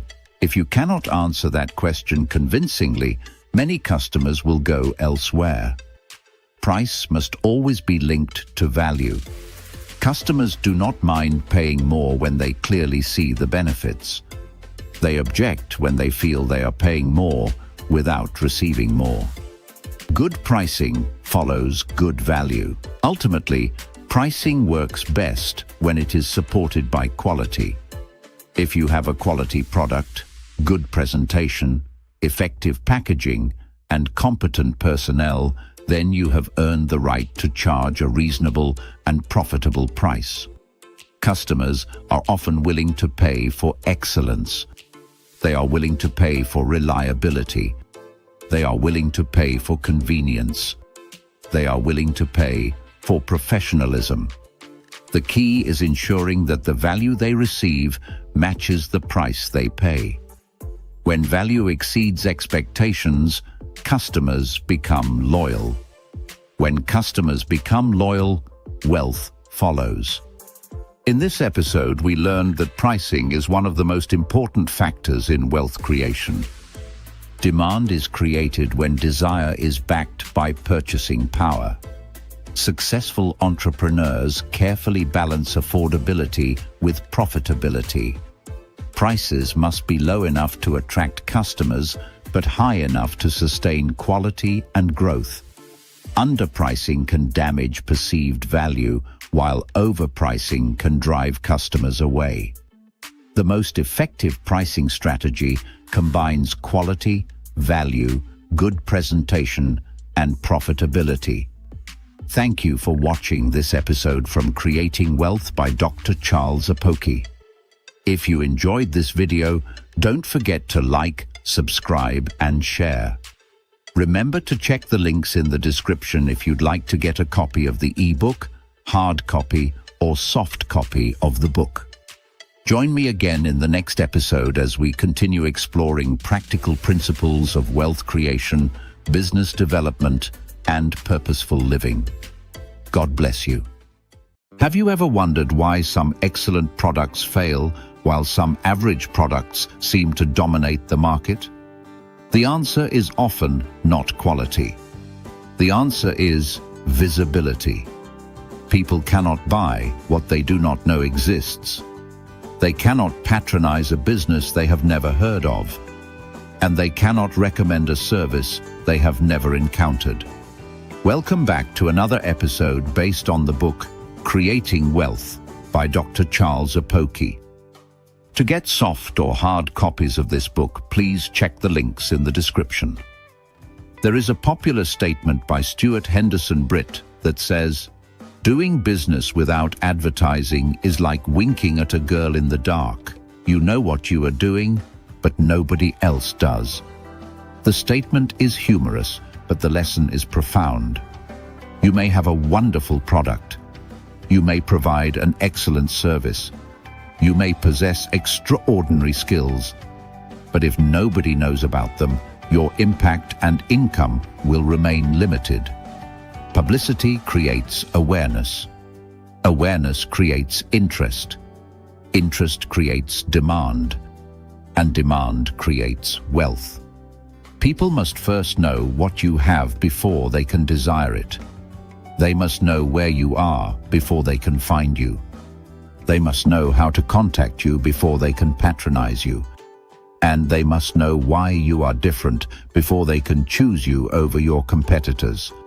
That is why publicity is not optional. It is essential. The 5 principles of effective publicity. One thing I have learned is that effective publicity does not have to be complicated. In fact, the best publicity is often simple. Your message should have 5 important qualities. First, it should be short. People are bombarded with information every day. Long and complicated messages are often ignored. A short message captures attention more easily. Second, it should be straight to the point. People should immediately understand what you do and how you can help them. Avoid confusing language. Avoid unnecessary complexity. Third, it should become a slogan. The best slogans remain in people's minds long after they hear them.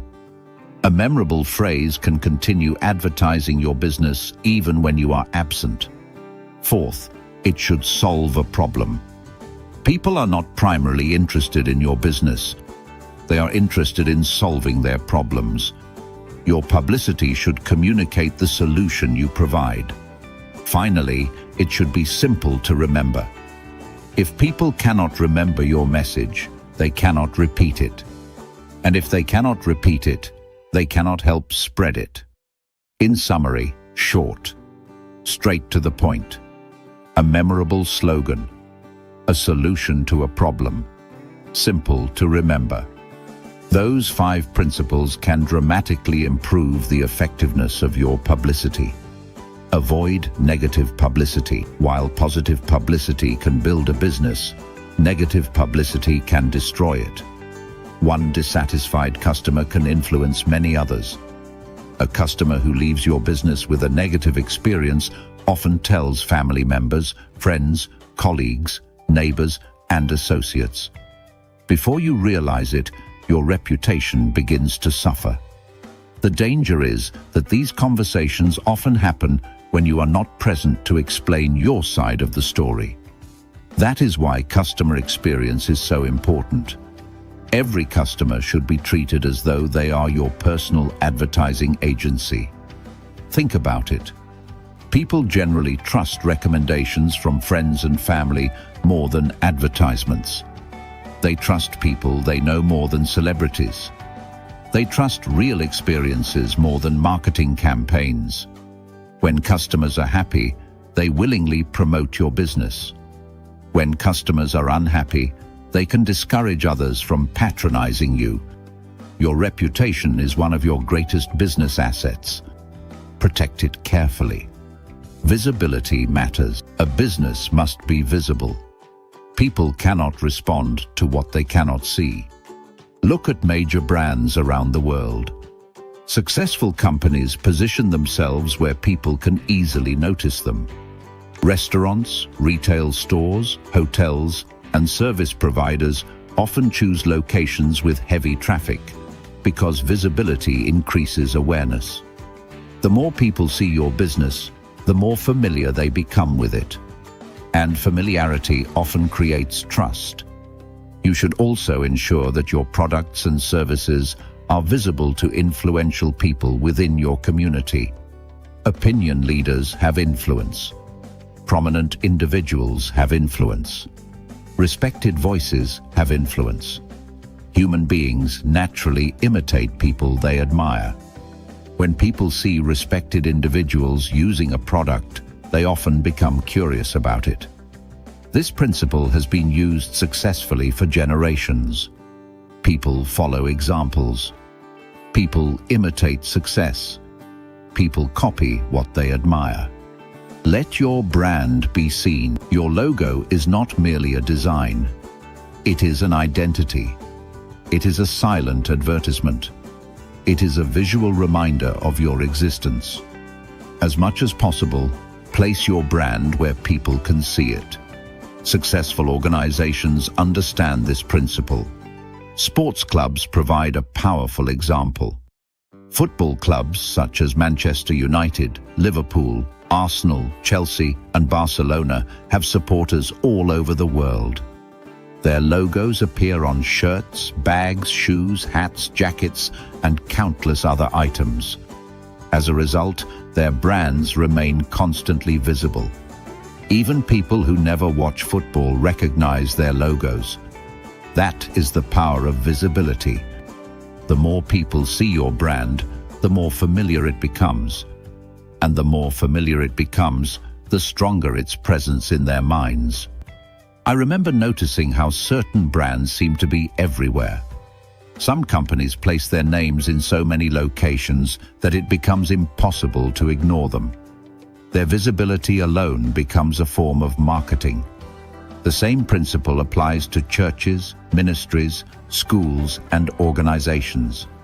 Some institutions ensure that every major activity is visible through television, newspapers, social media, websites, and community engagement. They are constantly reminding people that they exist and that they are active. This is not necessarily about pride. It is about awareness. People need to know that you are there before they can connect with you. Stay in people's minds. Publicity is not a one-time event. It is a continuous process. Many people make purchasing decisions after repeated exposure to a product or service. The first time they see it, they notice it. The second time, they remember it. The third time, they become familiar with it. Eventually, when they need that product or service, your business comes to mind. That is why consistency is important. A business that disappears from public view is often forgotten. A business that remains visible remains relevant. As B.C. Forbes wisely observed, a business is like an automobile.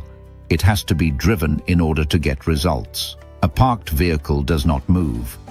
Likewise, a business that is not actively promoted will struggle to grow. Publicity is the engine that keeps your business moving forward. In this episode, we learned that publicity is essential for business growth because people cannot buy what they do not know exists.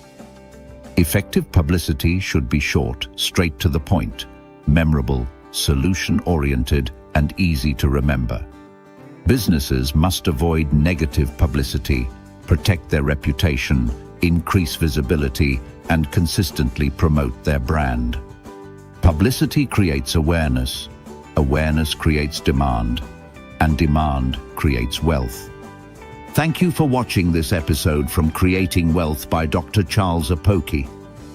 If you enjoyed this video, don't forget to like, subscribe, and share. Remember to check the links in the description if you'd like to get a copy of the ebook, hard copy, or soft copy of the book. Join me again in the next episode as we continue exploring practical principles of wealth creation, business development, and purposeful living. God bless you. Why do some businesses remain successful for decades, while others disappear after a few years? Why do some people seem to see opportunities long before everyone else notices them? The answer is often vision. Not just vision for today, but vision that persists into the future. Welcome back to the video series on Creating Wealth by Dr. Charles Apoki. To get soft or hard copies of this book, please check the links in the description. Creating Wealth by Dr. Charles Apoki. To get soft or hard copies of this book, please check the links in the description. In Genesis chapter 13, after Lot separated from Abram, God told him to lift up his eyes and look northward, southward, eastward, and westward. God was teaching Abram a principle that still applies today. Before you can possess something, you must first see it. Vision always precedes possession. The future belongs to people who can see beyond the present. Jorge Monge once said, "Planning must be understood as a continuous process integrating social and economic factors. Planning is not a one-time exercise. Vision is not a one-time event. Both require continuous adjustment as circumstances change." Konrad Adenauer also made a profound statement. "We all live under the same sky, but we don't all have the same horizon." That is one of the greatest differences between successful people and unsuccessful people. Many people see only today. Others see tomorrow. A few see the day after tomorrow. Those who see further usually prepare earlier. And those who prepare earlier often enjoy greater opportunities. The world is changing faster than ever. We live in an age of rapid change. Technology is changing. Consumer preferences are changing. Business models are changing. Entire industries are changing. What was popular yesterday may become obsolete tomorrow. At one time in Nigeria, German and French automobiles dominated the roads. Brands like Mercedes-Benz, Volkswagen, and Peugeot were highly desired. People preferred large vehicles that projected prestige and status. Over time, however, consumer preferences began to shift. Japanese and Korean vehicles gained popularity because they offered fuel efficiency, reliability, affordability, and modern designs. As fuel prices increased, customers naturally became more interested in vehicles that consumed less fuel. Manufacturers that anticipated these changes positioned themselves for future success. Others struggled to adapt. Even today, automobile manufacturers are preparing for future changes. Environmental concerns are increasing. Alternative energy sources are becoming more important. Electric vehicles and hydrogen-powered vehicles are already shaping the future of transportation. Successful businesses do not merely react to change. They anticipate change. The power of seeing tomorrow. Many years ago, while some of my contemporaries were buying cars, I was buying land. I believed that land would become increasingly valuable because space would eventually become scarce. Today, many of those predictions have become reality. The land that once appeared ordinary has become a significant asset. Our school facilities eventually became congested because the school grew. Fortunately, I had already acquired additional land nearby and built larger facilities. Vision allowed preparation before the need became urgent. That is one of the greatest advantages of foresight. You solve tomorrow's problems before they arrive. The same principle applies to personal growth, business development, education, investments, and ministry. Those who prepare in advance are rarely caught unprepared. The cost of lacking foresight. Many national problems are simply the result of poor planning. When leaders fail to anticipate future needs, entire societies pay the price. The electricity challenges experienced in many developing nations illustrate this clearly. Growing populations require growing infrastructure. Expanding economies require expanding energy supplies. When planning fails, shortages emerge. The same principle applies to organizations. The same principle applies to businesses. The same principle applies to families. Many crises could have been prevented if someone had simply asked, what will happen 5 years from now? What will happen 10 years from now? Vision allows you to prepare before circumstances force you to react. Ask the right questions. Persistence of vision requires continuous evaluation. You must constantly ask yourself important questions. What are my competitors doing that I am not doing? What trends are developing in my industry? What changes are occurring among my customers? What skills will be valuable tomorrow? What products will be relevant in the future? When I graduated as a medical doctor, people were generally satisfied simply knowing that you were a doctor. Today, many people want specialists. Expectations have changed. The market has evolved. The same thing has happened in education and careers. Years ago, professions such as medicine, law, engineering, and architecture dominated people's aspirations. Today, information technology, communications, management, digital media, and entertainment have become major industries. Fields that were once overlooked now create some of the world's most recognized personalities and wealth creators. The lesson is clear. Markets change. Consumer interests change. Opportunities change. You must keep learning. You must keep observing. You must keep adapting. See beyond today. Bill Gates observed in his book, Business at the Speed of Thought, that the traditional role of the middleman was changing. His observation reflected a broader truth. Technology continually reshapes industries. Many companies that once dominated their markets disappeared because they assumed their success would last forever. Brands that were once household names lost relevance because they stopped innovating. Meanwhile, newer companies emerged and captured market share. History repeatedly teaches the same lesson. Past success does not guarantee future success. You must continuously earn relevance. The people who maximize today, see tomorrow, and prepare for the day after tomorrow often shape the future for everyone else. The story of Bishop Wright. One of the most fascinating stories about vision involves the Wright brothers. A bishop once declared that nearly everything worth discovering had already been discovered and that there would be few major inventions left. A professor respectfully disagreed and suggested that human beings would eventually fly.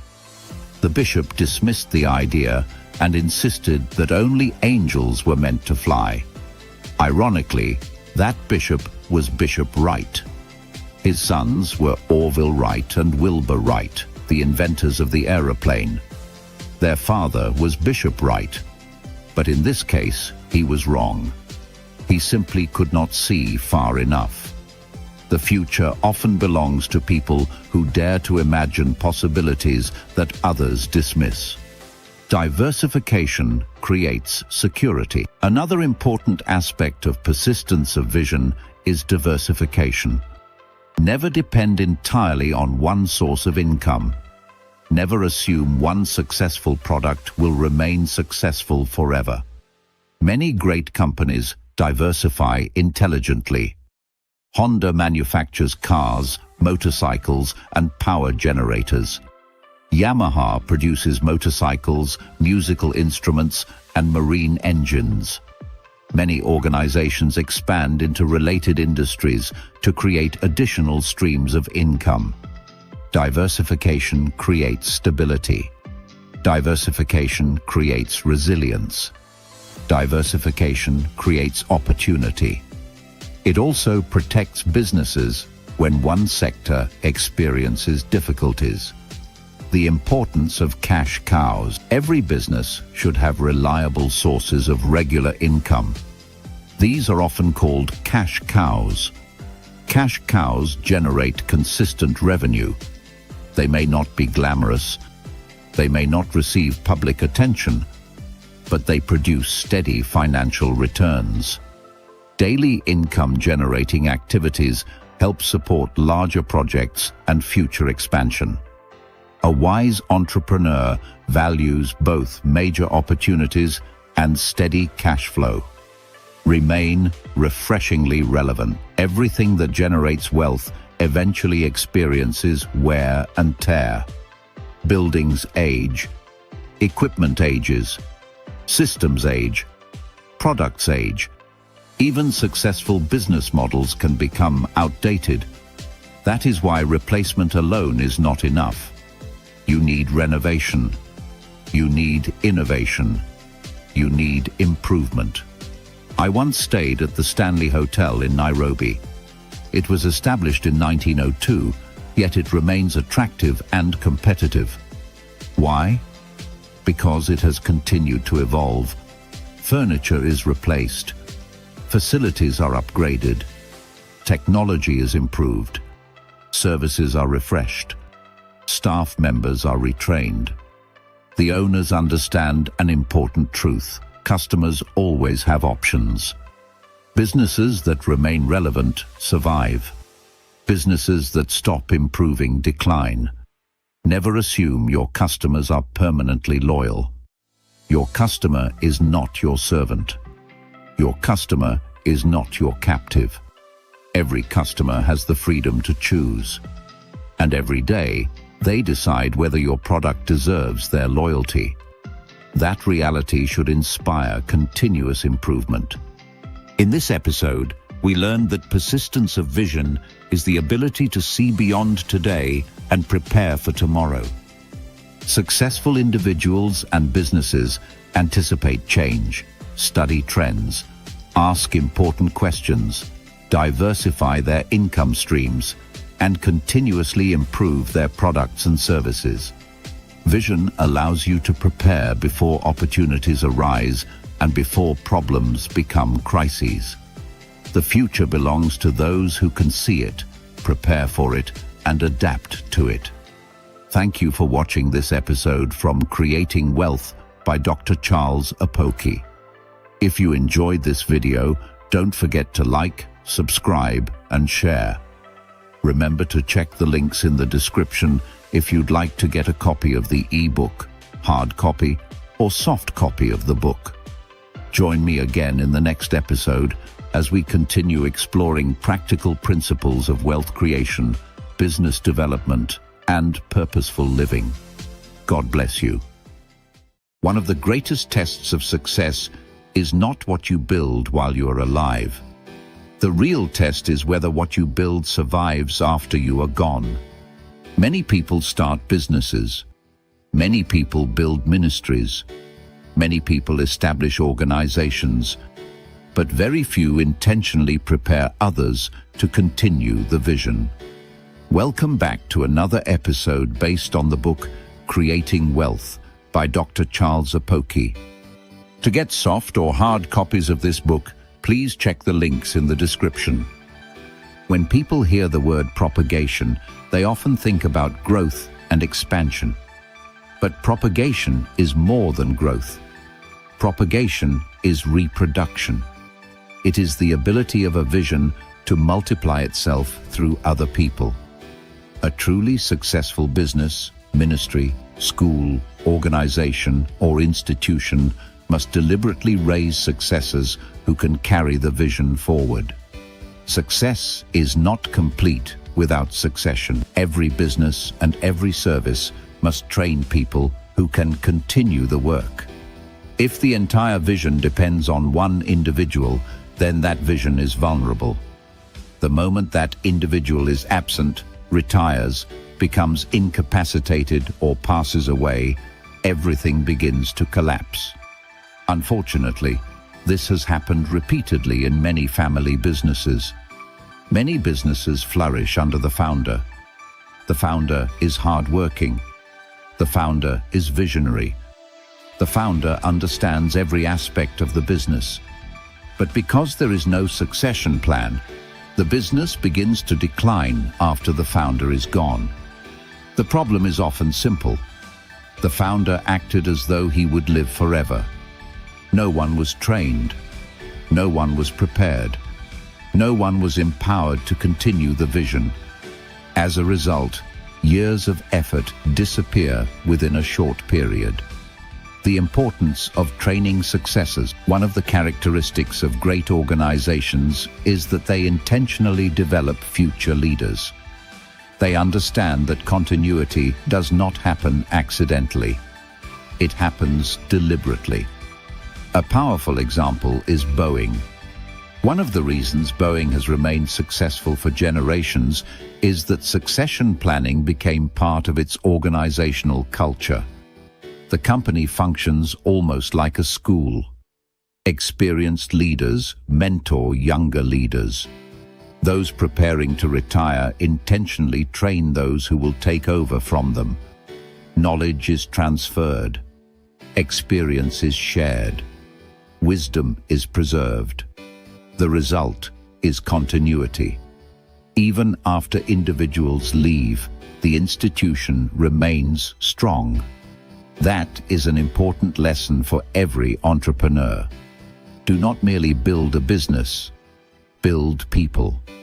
Do not merely create systems, create successors.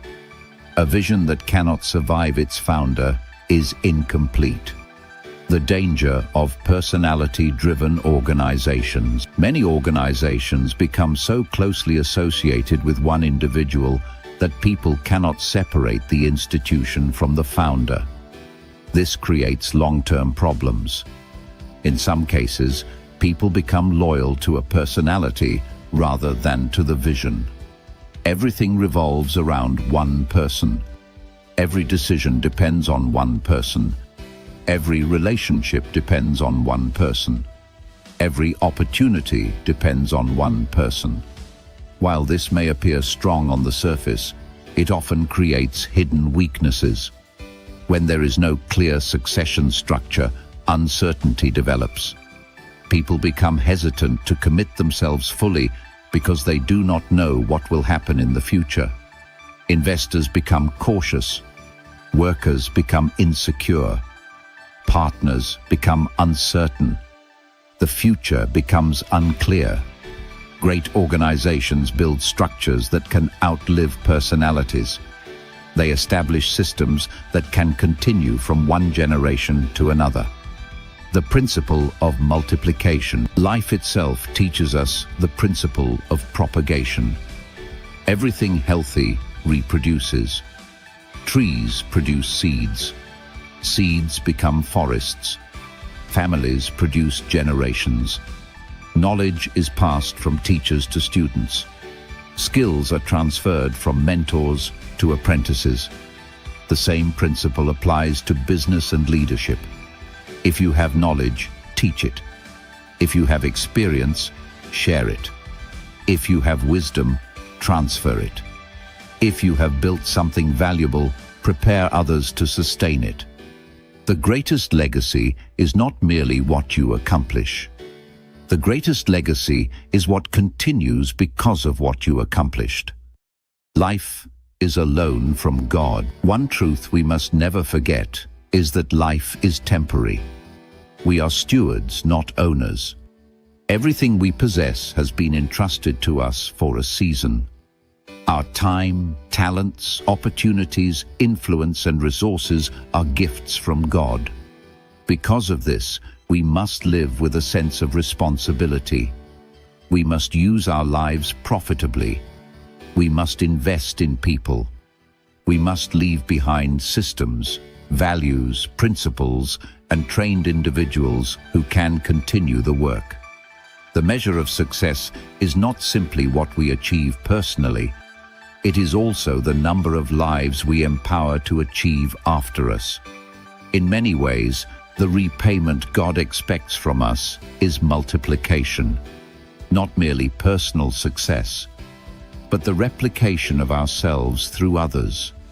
That means producing leaders, producing thinkers, producing professionals, producing entrepreneurs, producing visionaries, producing people who will continue making a positive impact long after we are gone. Build for generations. When you build a business, think beyond your lifetime. When you start a ministry, think beyond your lifetime. When you establish a school, think beyond your lifetime. Ask yourself, who am I training? Who understands this vision? Who can continue this work? Who can improve on what I have started? If those questions have no answers, then succession planning must begin immediately. The strongest institutions in the world are those that prepare for leadership transitions long before they become necessary. They understand that continuity is not an event. It is a process, and that process begins with intentional propagation.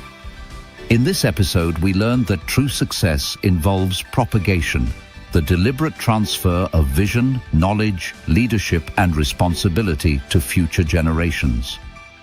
Every successful business, ministry, or organization must train successors and create systems that can survive beyond the founder. Great institutions focus not only on growth, but also on continuity. Life is temporary, and one of the greatest measures of success is the ability to multiply ourselves through others. Thank you for watching this episode from Creating Wealth by Dr. Charles Apoki. If you enjoyed this video, don't forget to like, subscribe, and share. Remember to check the links in the description if you'd like to get a copy of the ebook, hard copy, or soft copy of the book. Join me again in the next episode as we continue exploring practical principles of wealth creation, business development, and purposeful living. God bless you. Many people know how to make money. Far fewer people know how to keep money. Even fewer know how to make money work for them. The real goal of wealth creation is not merely earning an income. The goal is to build a system that continues to produce value and profit long into the future. Welcome back to another episode based on the book, Creating Wealth by Dr. Charles Apoki. To get soft or hard copies of this book, please check the links in the description. Our foundational scripture comes from 2 Kings chapter 4.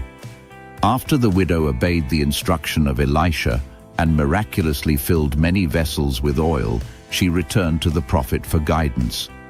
He told her to sell the oil, pay her debts, and then live on what remained. That instruction contains a powerful wealth principle. The miracle was not the end. It was the beginning. God solved her immediate problem, but he also gave her a means of sustainable living. The oil was not merely for survival, it was for profitable living. Every miracle creates a responsibility. One thing I have learned is that every miracle creates a responsibility. Every responsibility creates a challenge. Every challenge creates an opportunity. And every opportunity that comes into contact with patronage creates profit. Life operates in cycles. Nature itself teaches us this principle. The rainy season comes and waters the earth. Plants grow, crops mature, harvest follows. Then comes the dry season, which creates opportunities for harvesting, storage, transportation, and marketing. After harvest, a wise farmer does not consume everything. Neither does he sell everything and squander the proceeds. He keeps some of the harvest as seed for the next planting season. That is how wealth is preserved and multiplied. Imagine a farmer who eats all his harvest. When the next planting season arrives, he starts from zero. Imagine another farmer who sells everything and spends the proceeds on temporary pleasures. He may enjoy himself briefly, but he will eventually return to poverty. A wise farmer thinks differently. He preserves some seed. He invests part of the proceeds. He acquires additional assets. He expands his capacity. By the next season, he has more land, more livestock, more harvest, and more opportunities. The increase becomes profit. But there is an important condition. He must be frugal. Without discipline, even profit can disappear. Wealth requires a different set of skills. Creating wealth requires skills. Keeping wealth requires another set of skills. Multiplying wealth requires yet another set of skills. Many people focus only on production. They work hard. They earn money. They generate income. But they never learn how to preserve and multiply what they produce. That is why wealth creation must move beyond production. It must include protection, projection, and perfection. Production must be protected. Anything valuable should be protected. A business must have an identity. A product must have ownership. A service must have structure. This is what I mean by patenting and protecting what you produce.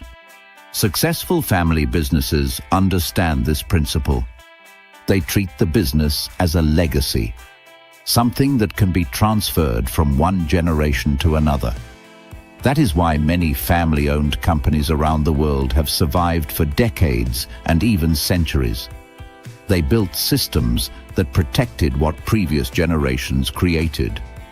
The goal is not merely to make money. The goal is to preserve value.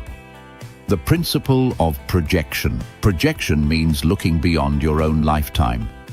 It means building something that can bless future generations. A seed planted today can become a harvest tomorrow. That harvest can become seed again for another generation. This is how wealth moves from one generation to another.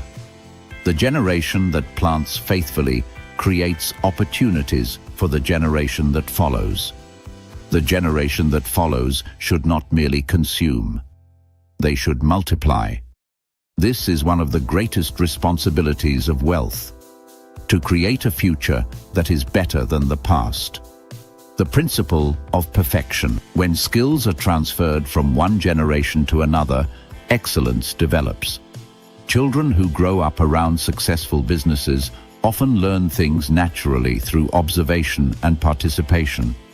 Over time, the skills become refined. Experience accumulates.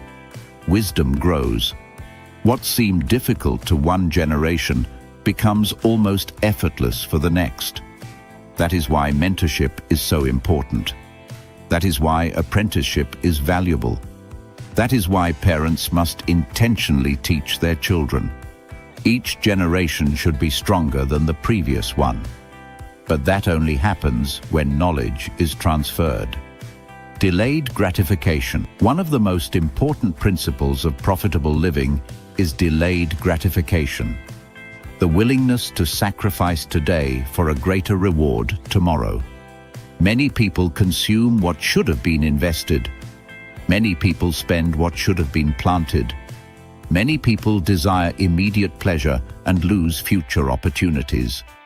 As I grew older, I stopped worrying about certain things: food, clothes, shoes, cars, houses. The reason is simple. The seeds for many of those things were planted years ago. My concern shifted from immediate comfort to long-term legacy. I began thinking about what I would leave behind for my children and grandchildren. I began teaching my children principles that they could pass on to their own children. I wanted my investments to outlive me. I wanted my life to continue producing value long after I was gone. That is profitable living. The power of reinvestment. Let me share a practical example. In 1988, a company I treated as a medical doctor paid me 35,000 naira.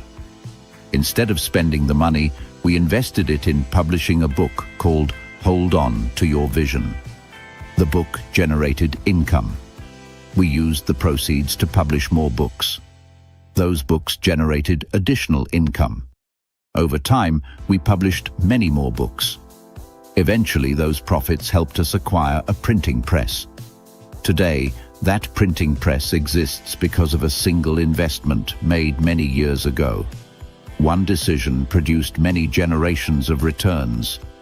The same principle applied to property investments. We purchased land, sold it at a profit, reinvested the proceeds, purchased more property, repeated the process. With time, the value multiplied significantly. The lesson is simple. Money should not merely be spent. Money should be employed. Money should be assigned a task. Money should be made to produce more money. Make your money work. One of our personal philosophies has been not to allow money to remain idle. Whenever possible, we invest.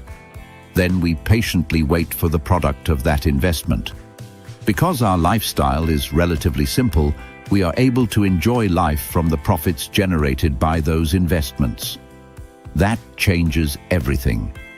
Instead of constantly working for money, your investments begin working for you. Your assets begin producing income. Your previous decisions begin rewarding you. That is one of the keys to profitable living. Live for purpose, not luxury. Everything I have discussed must ultimately be connected to purpose. Wealth is a tool. It is not the destination. Money should help you fulfill God's purpose for your life. Money should increase your capacity to serve. Money should increase your ability to bless others. Money should increase your impact. The widow in 2 Kings chapter 4 was not instructed merely to pay her debts. She was instructed to live on the profit from her miracle. God wanted sustainability. God wanted continuity. God wanted her family to move beyond survival into stability. That remains a powerful lesson for us today. Poverty does not glorify God. Purposeful productivity does. In this episode, we learned that profitable living involves more than making money. It requires preserving, protecting, projecting, and multiplying wealth. Every harvest should produce seed for future harvests. Wise people invest rather than consume everything they earn. Through delayed gratification, reinvestment, discipline, and purposeful living, wealth can become a blessing not only for one generation, but for many generations to come. Thank you for watching this episode from Creating Wealth by Dr. Charles Apoki. If you enjoyed this video, don't forget to like, subscribe, and share. Remember to check the links in the description if you'd like to get a copy of the ebook, hard copy, or soft copy of the book. Join me again in the next episode as we continue exploring practical principles of wealth creation, business development, and purposeful living. God bless you. What if making money was no longer something you struggled with, but something you enjoyed? What if creating value became a habit? What if profitable living became a lifestyle rather than an occasional event? Welcome back to another episode based on the book Creating Wealth by Dr. Charles Apoki. To get soft or hard copies of this book, please check the links in the description. One of the greatest discoveries I have made in life is that profitable living is a habit. It is not an accident. It is not luck. It is not a gift reserved for a few special people. It is a way of thinking. It is a way of living. And like every habit, it can be cultivated. Make profitability a culture. I once told my wife that she seemed to love business as much as her mother, a very dynamic businesswoman who remained active even in old age. Her response was simple. She said that whatever she does, she likes taking it seriously. That statement carries a powerful lesson. Successful people do not approach value creation casually. They approach it intentionally. Profitable living becomes easier when you see investment as a habit and value creation as something enjoyable. When making money becomes a creative process, business stops feeling like punishment. It becomes recreation. It becomes an adventure. It becomes something you look forward to. Find joy in creation. One of the reasons I enjoy writing is because it is creative. Whenever I begin writing a book, the words do not exist on the pages. The ideas are still forming. The chapters are still unwritten. But as I put pen to paper, thoughts begin to flow. Ideas develop. Concepts take shape. Something valuable emerges from what was previously invisible. It reminds me of a sculptor looking at a rough piece of wood. Other people see timber. The sculptor sees possibility. With patience and skill, a beautiful image begins to appear. That is how value is created. And there is joy in the process. Enjoy the fruit of your labor. Producing a book often reminds me of my years in medical practice when I helped deliver babies. A mother carries a child for months. There is anticipation. There is preparation. There is expectation. Then the day finally arrives. The child is born. There is joy. There is gratitude. There is celebration. The child becomes the center of attention. People come to admire the baby. People bring gifts. People celebrate new life. In many ways, creating a book feels similar. You invest your thoughts. You invest your time. You invest your energy. Then one day, the finished product emerges, and you watch it begin to impact lives. That process brings tremendous satisfaction. The joy of creating value. I often display my books at meetings where I am scheduled to speak. Before I begin speaking, many people simply walk past them. Some barely glance at them. Others show little interest. I smile when I see that, because I understand something. Once people hear the message, many of them return. By the time the meeting ends, there is often a rush for the books. People want to learn more. People want to continue the conversation. People want to take the ideas home with them. Watching people leave with something you created brings a unique sense of fulfillment. It is not merely about income. It is about impact. It is the satisfaction of knowing that your life is adding value to your generation. Build something that grows. When we started our school, we made sacrifices. We sold assets. We invested resources. We rented a rundown building and renovated it. We started with only 5 children. One of those children was my youngest child. Many people would have considered that insignificant. But growth often begins small. Over time, the school expanded. More families joined. More children enrolled. More lives were impacted. Today, when I see children from humble backgrounds becoming confident, well-spoken, disciplined young people, I experience deep satisfaction. That is profitable living. Of course, the school must remain financially viable. It must be run profitably. But profit is not merely measured in money. Profit is also measured in transformed lives. The nursery school should build the primary school. The primary school should strengthen the secondary school. The secondary school should contribute towards building a university. That is the mindset of multiplication. Maximize every resource. One principle that has guided me throughout life is this: maximize everything. Waste as little as possible. Whenever I run a generator, I want to ensure that every liter of fuel creates value. If the generator is running, multiple productive activities should be happening simultaneously. Work should be done. Materials should be produced. Water should be pumped. Projects should move forward. The goal is not merely consumption. The goal is productivity. The same principle applies to time. The same principle applies to money. The same principle applies to opportunities.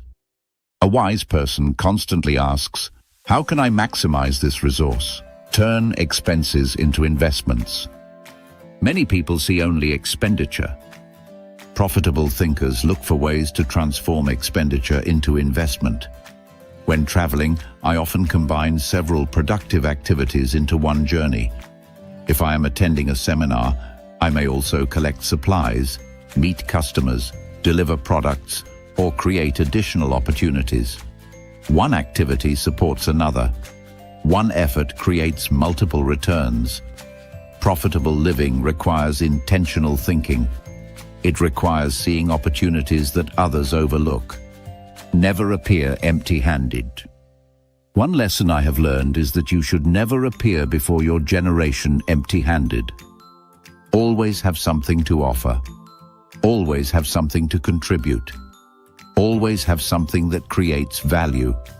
It may be knowledge. It may be a service. It may be a product. It may be an idea. It may be a solution. But never arrive empty-handed. People reward value. People support solutions. People invest in usefulness. When you consistently provide value, opportunities naturally follow. Let your assets work for you. Throughout my journey, I have tried to ensure that assets justify their existence. Equipment should create value. Machines should create value. Technology should create value. Resources should create value. Rather than purchasing things merely for appearance, I have preferred things that contribute to productivity. Over time, however, there is nothing wrong with enjoying the rewards of wise investment. The difference is that the enjoyment comes after productivity, not before it. When investments mature, they create the freedom to enjoy life responsibly.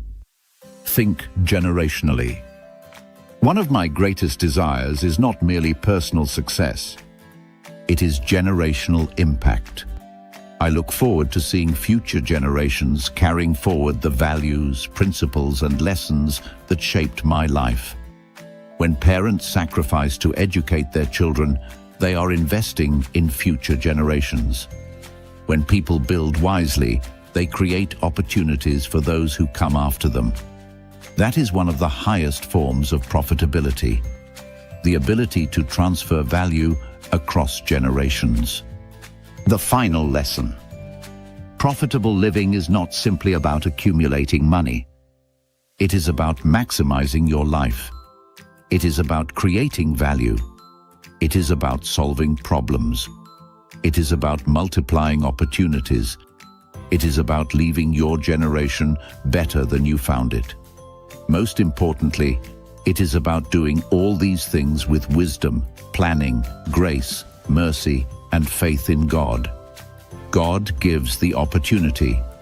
God gives the wisdom. God gives the strength. Our responsibility is to use those gifts faithfully. In this episode, we learned that profitable living is a habit and a lifestyle. It involves finding joy in creating value, maximizing resources, turning expenses into investments, building systems that grow, and thinking beyond immediate needs. True profitability is measured not only by financial returns, but also by the impact we make on people, communities, and future generations. A wise person consistently creates value and never appears before their generation empty-handed. Thank you for watching this episode from Creating Wealth by Dr. Charles Apoki. If you enjoyed this video, don't forget to like, subscribe, and share. Remember to check the links in the description if you'd like to get a copy of the ebook, hard copy, or soft copy of the book. This brings us to the conclusion of this section of Creating Wealth. I hope these principles inspire you to think differently about money, value, productivity, and purpose. Join me again for more life-transforming insights. God bless you.